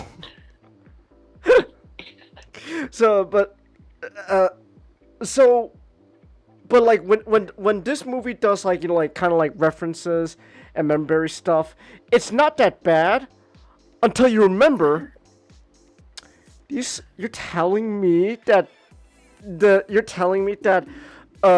Spider-Man from the PlayStation games is part of the Spider Society, and he's okay with the canon event thing going on? The same Spider-Man who watched his Aunt May die in front of his eyes? I know. Same Spider-Man who watched his aunt die in front of his eyes, because knowing that he could have saved her, but knowing that if he did, others would die in her. Others would die in her place. And you're telling me he's okay with doing that again, but like on a much larger scale? Okay, or what's worse, right, is what you sent me was what Nick sent me just like a bit ago was a clip from Spectacular Spider-Man, and Spectacular Spider-Man shows up in this movie. Well, we might as well show the clip. Okay, I'll show the clip. Give me 1 second. All you have to remember is to... Hold on. Give me 1 second. I'll show this on stream, and then I'll show this in Discord. There we go. Like. All you have to remember is to look the other way on occasion. On any occasion I choose. I can't ever look the other way again. And one thing I know for sure, I can't let Harry lose his dad the way I lost Uncle Ben. I assume you remember our last physical encounter. Painfully. But I told you then, I don't look the other way. We know. Oh my gosh! What is the truth, Miles? There's no... What are you talking about? You're telling me the same Spider-Man from Spectacular Spider-Man is okay with this? No. That's silly. That's fucking silly. And now again, so there is kind of another angle going on here, right? Which is the fact that, let's be honest, Miguel's kind of running the Spider Society like a big, His view, he has a very dogmatic view of Spider-Man. Exactly, but like, let's be honest, that's slowly kind of turning. Well, I was about to say maybe show the flag, but I'm like, nah, I don't want to risk it. No, I'm not gonna show the flag, but like, I can still make the Key and Peele joke. Just as, oh no, what's wrong, Miguel? What's wrong, Miles? That flag, Miguel, is a symbol of hate. No, that's a comedy prop, Miles. Like, that's not a swastika, Miles. It's a swastika spider. It's a swastika spider. There's a difference. You still have the swastika part in it. Like, it's a Buddhist symbol. It's a Buddhist symbol. Not when you not with those colors. That's a white dot and a red flag. Yeah, it's like the resembling of a Spider-Man's mask. Hey, yes. Usually it's red with white lenses. No, I'm out of here. So, fun fact: lenses are actually supposed to be reflective, not white. Oh. Yeah, but white's become so iconic now, Nick. That like. Yeah. So, well, Nick. The last time someone did like that idea was the first Amazing Spider-Man movie, and everyone fucking hated that suit. They especially didn't like the lenses being like reflective in that movie, which is funny. To be fair, they were really, really orange for some reason. That's true, but still, the idea was they were supposed to be reflective, like how they're supposed to be, but nobody liked it.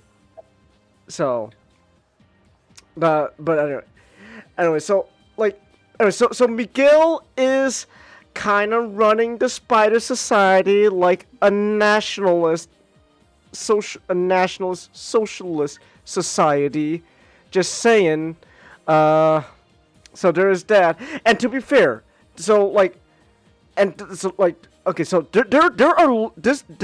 is still the story and the writing of this movie is still overall pretty good. It's just again like the little moments like just mischaracterization of Spider-Man especially like a lot of different variants of Peter Parker, it can be a little. That's really like the problem, right? Because there's layer. All I know is I'm positive that the comic Miguel would probably tell Spider-Verse Miguel to go shock himself. That's great. But at the same time, though, right? There is like layers of like different like themes going on with this movie. Obviously like with the whole point of canon events and all that. There are like two big themes that happens with like especially with these canon events. I guess it's like three. Like it's like family. There's a lot. There's more than three. There's a lot. So basically, you got like there's family. Family is a big theme, especially like the idea of losing a family member is a big part of it. There's also the whole idea of like found family as well, with the whole. That's a sub part of like the family theme going on. You get like the idea of the themes of like longing to be with other people of your kind, right? And also there's idea of and obviously like there's tragedy. There's tragedy that happens between family, whether it's a family member that dies, or the idea that like a family member might cut ties with you or something like that, or betray you or whatnot. Like there's a lot of different stuff going on here, and so this is actually very well conveyed very early on in the beginning of the movie, with the whole things going on with Gwen and her universe, and like what's going on between her and her dad, and the reason why she joins the Spider Society in the first place. It's very clear that the Spider Society is the idea of all these Spider-Men throughout the multiverse having similar feelings of tragedy, loss, and everything else going on, and they long to find other people that can relate to their what they're going through, right? And that's kind of like that's clearly what's going on with the Spider Society. And Miguel obviously has suffered, or at least Miguel obviously kind of portrays himself as someone who's kind of suffered, I guess, the most, kind of, something like that. And so because of that, the tragedy and loss that fuels Miguel and his actions has clouded his judgment, and now basically, this Spider Society, what was initially meant for, started out with good intentions, is obviously being slowly corrupted into something not good. Like, just say when you got hundreds of Peter Parkers chasing the one Spider-Man that also happens to be black, by the way. Just saying.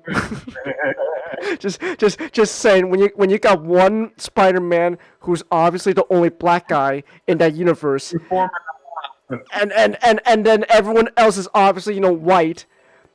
Just saying, Miguel, not a very good look. The fact that they also wanted to make sure they put him in a cage. I know. Oh.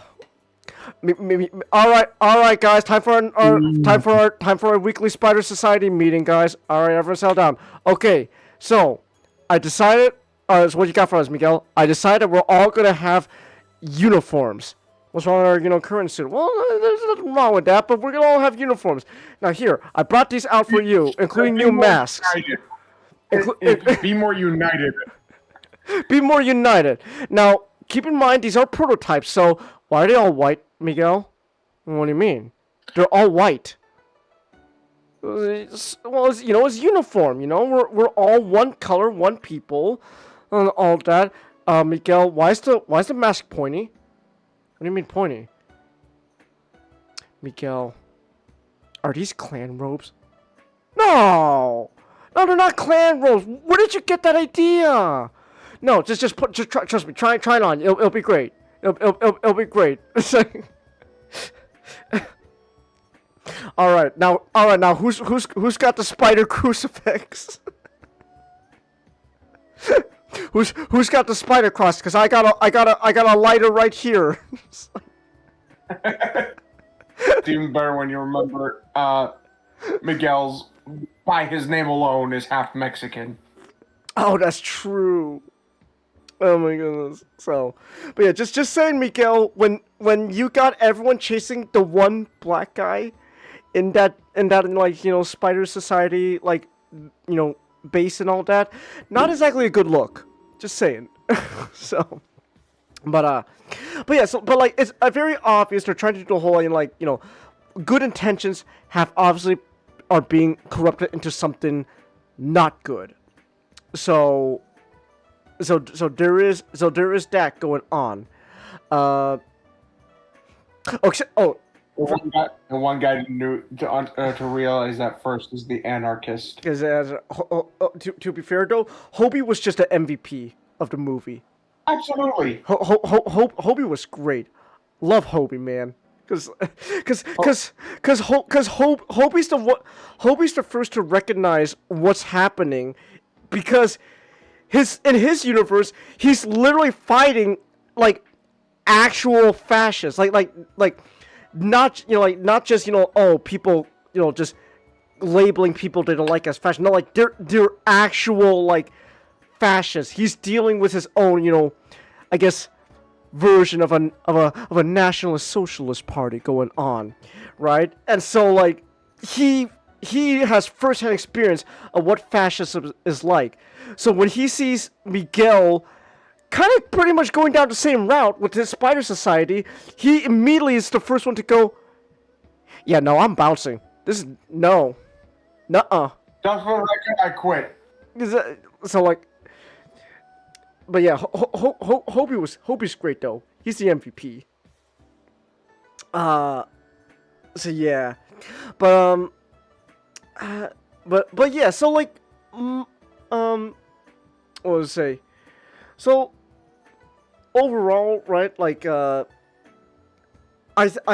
think overall, right, just want to say, this movie is still good. Don't get me wrong. It's still a good movie. I still really like it. And the story, I think, is still overall pretty good. It's just, again, I think the story works better if you view this as, you know, one part of a greater whole of a story that's being played out. Because but at the same time, because like this grander like meta narrative I think they're trying to tell, again, it does lead to the consequence of pretty much technically a lot of mischaracterization. And I say technically a lot because you got hundreds of Peter Parkers just all going, yeah, no, Miguel's right. This is totally what we do. It's like, okay, sure. Why not? Oh, also, real quick, just want to mention Spider-Woman, not Gwen, the other Spider-Woman. Yeah, with a motorcycle and all that. That's really funny, because the whole, you know, her whole like shtick is she's pregnant. Like, I don't know how far she is into her pregnancy, but I just remember I thought she was just kind of like on a chubby side, but then it's like, no, but then like it hit me like, oh no, that's a baby bump. That's a baby bump. And my mind immediately went, oh, dude, that's a baby bump. She's pregnant. You know James Cameron is watching this movie going, yes! Yes! Pregnant woman fighting! Oh! Yes! It fuels me!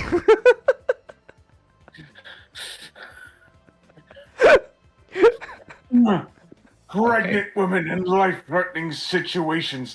This is what fuels me. It's like, thank you, James Cameron. Very, very cool.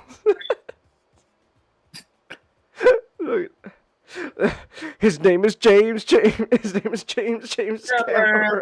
Pioneer. No budget too steep, no sea too deep. Who's that? It's him, James Cameron.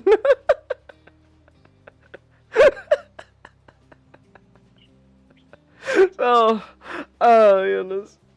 Man.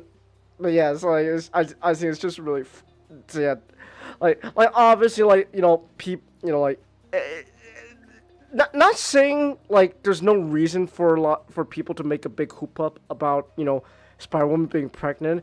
I just view it in a more comedic lens. Again, just the idea that James Cameron is watching the movie, he sees Spider-Woman, just immediately goes, "Oh, yes, cinema. Oh, pregnant woman, let's go."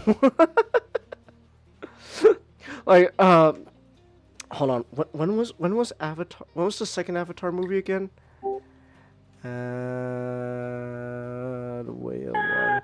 Not. We're kind of. I think I'm kind of on the tail end of wrapping up talking about Spooderverse. I'm kind of on a tangent now with James Cameron, because Spider-Woman was pregnant in the movie, so I think it's just fun. James Cameron's watching the movie, going, "Oh, yes, pregnant woman, let's go fighting. Yes."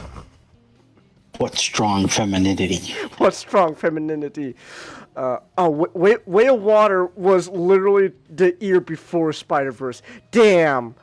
I can't make the... Damn, because I was going to make the joke that James Cameron watched Spider-Verse, and he's like, "Oh, yes, that's what we need in my Avatar movie. Pregnant woman in life-threatening situations." He had advanced copy. That's it. Oh, true. He had an advanced copy. But you know what? Was it Phil Lord, Christopher Miller, right? Those two, the only way they can compete now with James Cameron is in Beyond the Spider-Verse. They need Gwen to be like a Spider Messiah, like to compete with James Cameron making Blue Monkey, Sigourney Weaver, some like Jesus figure.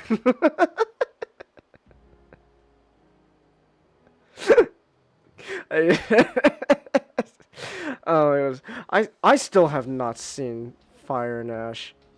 I'm in no rush to see the third Avatar movie, but I'm not gonna lie, I feel like I might have to see that soon, just cause. What do you call it? Like the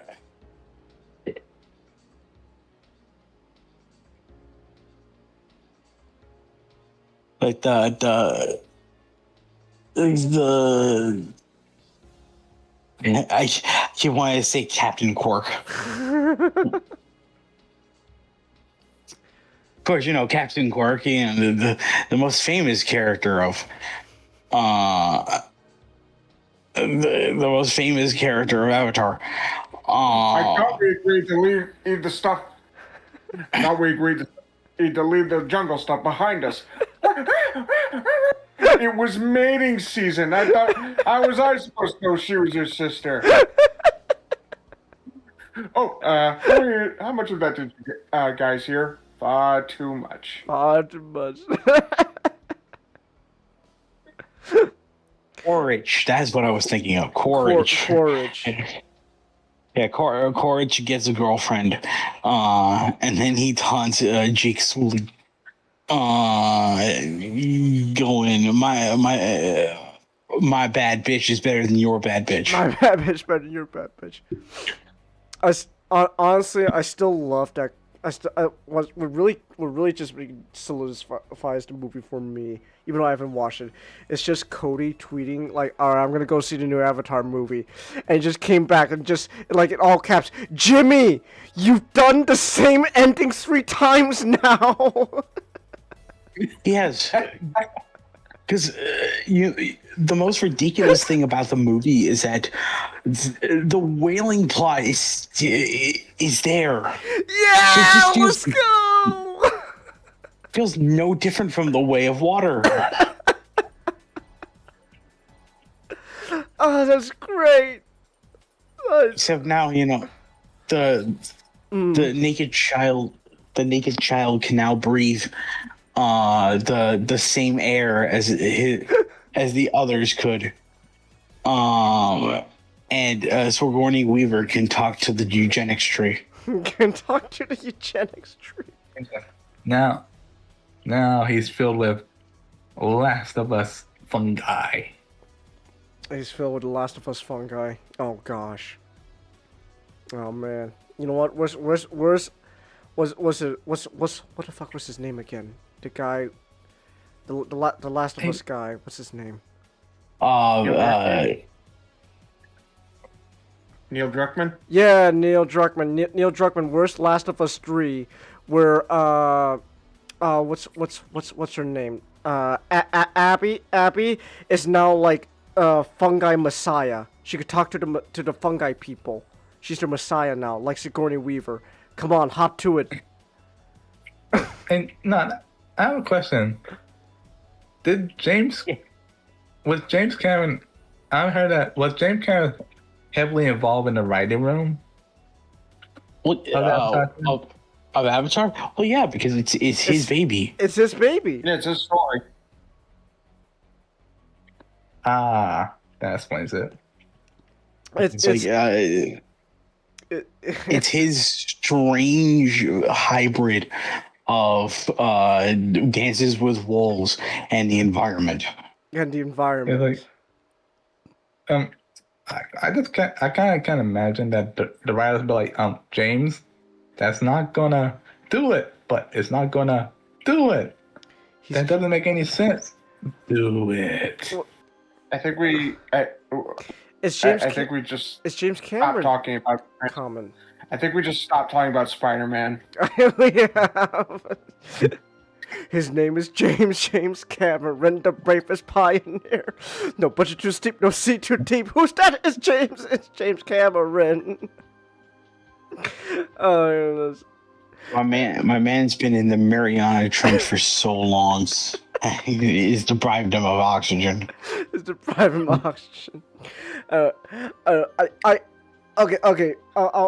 I guess it is. Again, I was pretty much ready to wrap things up anyway. So we just went on this whole tangent because again, pregnant Spider Woman. That's just again in my opinion, that's just more funny than anything else. Just pregnant Spider Woman, going around swinging with her motorcycle and stuff, while she's like 9 months due or whatnot. So. That's just more funny to me than anything else.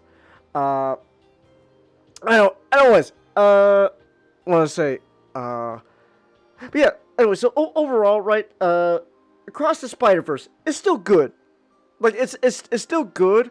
Like I think it's not as good as the first Spider-Verse movie. But at the same time, oh no, go ahead. This suffers from in short, the movie kind of just suffers from a problem that The Force Awakens, and to an extent, 28 years later had, where this movie is going to hinge on the sequel. That's true. And that's a very precarious situation to have yourself in, because if the sequel doesn't end up being as good, it negatively affects the previous movie. Yeah, that's a good way of putting it. Because using Star Wars for example, like Force Awakens on its own, it's honestly not that bad. But then because afterwards, the Last Jedi came out afterwards, that then what just retroactively makes Force Awakens worse as a movie. It's like, damn. Ooh. So I really hope, so I'm really hoping Beyond the Spider-Verse, if it's still gonna be coming out next year, who knows, right? Because the movie's just been delayed so many times now. So if it's still coming out next year, I hope Beyond the Spider-Verse is good. Again, I stand by it that I think if you view this as one part of a larger kind of meta narrative they're trying to tell with a Spider-Man and going on, I think the movie works better that way. But again, it does just depend on if Beyond the Spider-Verse is gonna hit the hit that landing. Just let's go. Hopefully. Because actually, I probably should have mentioned this before. Also, like when the whole meta narrative thing, right?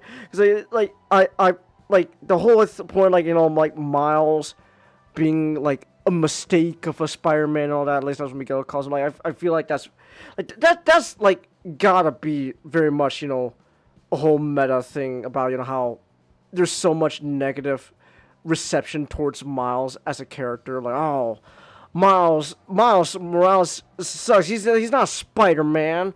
My goodness. And all that. That's not saying that like there's problems with the other versions of Miles Morales. I'm not denying that. But like this is very obviously like it's gotta obviously be like them kind of talking about that. So, but again, hopefully Beyond the Spider-Verse is able to take everything here and Across the Spider-Verse and make it work, make it good and all that. Hopefully, because man, otherwise, I don't know. I guess it's gonna suck. Damn.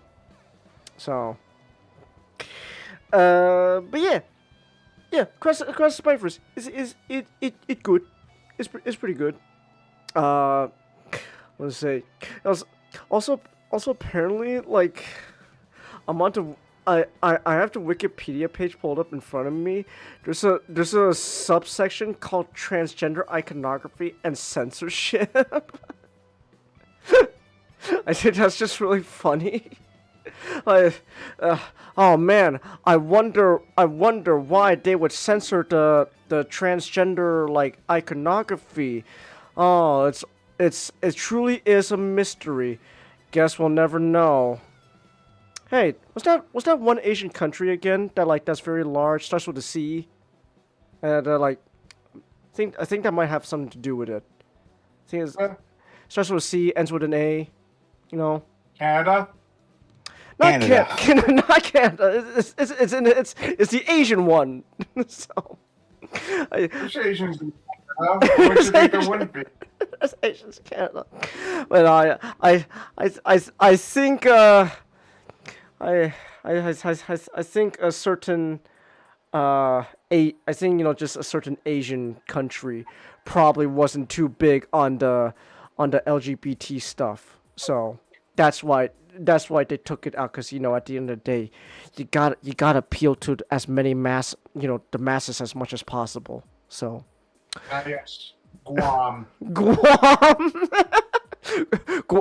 Yes. Guam is the reason why in that one poster for Force Awakens, Finn was censored. It's Guam's fault that Finn was taken out of that Star Wars poster. They really fucked over John Boyega, man. Okay, but okay, yes. But then, I don't know what happened with John Boyega, because all of a sudden now, he's going around playing the race card for why, like, people didn't like him in the movies. And it's like, John, no! Don't pull the race card, you fucking moron! To be a bit conspiratorial. Oh, okay. All right. Considering that Disney likes to NDA all their actors. And, like... it kind of seems like they're also handling their they're also giving trying to control what they say. I think the race John Boyega is forced to play the race card because he has an NDA where he can't say anything bad about Disney. That was suck, man. Either way, John Boyega pulling the race card all of a sudden just really sucks. Cause like, no, John, that's not why people. In fact, I think it's like unanimously agreed. Everyone thought you were the best part of those movies, John. Why are you pulling the race card? I still can't forget like watching Force Awakens on its opening weekend, packed theater, and you had that separate scene outside Maz Kanata's cantina, with Finn with the lightsaber, and he's taking on that guy with the funny poking stick. Yeah. And people were into that, and they were even into the moment on Ilum or Star Killer base. On the planet's surface, Finn turns on his lightsaber, and just starts fighting Kylo. Yeah. Like everyone went wild.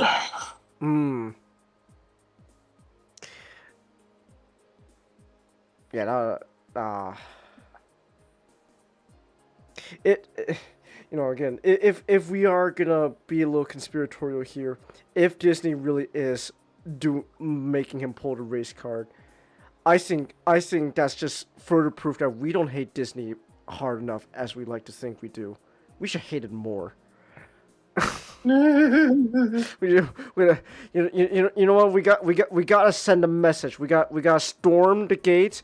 We gotta find that Abraham Lincoln animatronic and hold it hostage.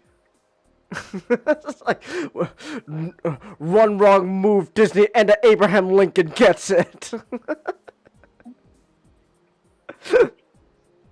Oh goodness. I don't know. What was I gonna say? Hold on. Oh yeah. I just want to also point this out real quick. The music for the Spider-Verse movie was by Mr. Daniel Pemberton. He's pretty cool. Because he did like the movie for he did the music for the other Spider-Verse movie, and I guess he's like Phil and Chris's like go-to guy for music, because then they got him for Project Hail Mary for the music there as well. So there's that. I think he's just a banger. I think he's just a banger musician, man. I think he's pretty good with what I've heard from him. I think he's pretty good. So yeah, you go, Daniel Pemberton. You rock. Hell yeah. So oh, excuse me. Oh man. All right. So, with that said, then we've been going now for almost 4 hours now. Not exactly the 4-hour mark yet, but we're almost there. So, and it looks like pretty much everyone went to bed by now, but that's okay.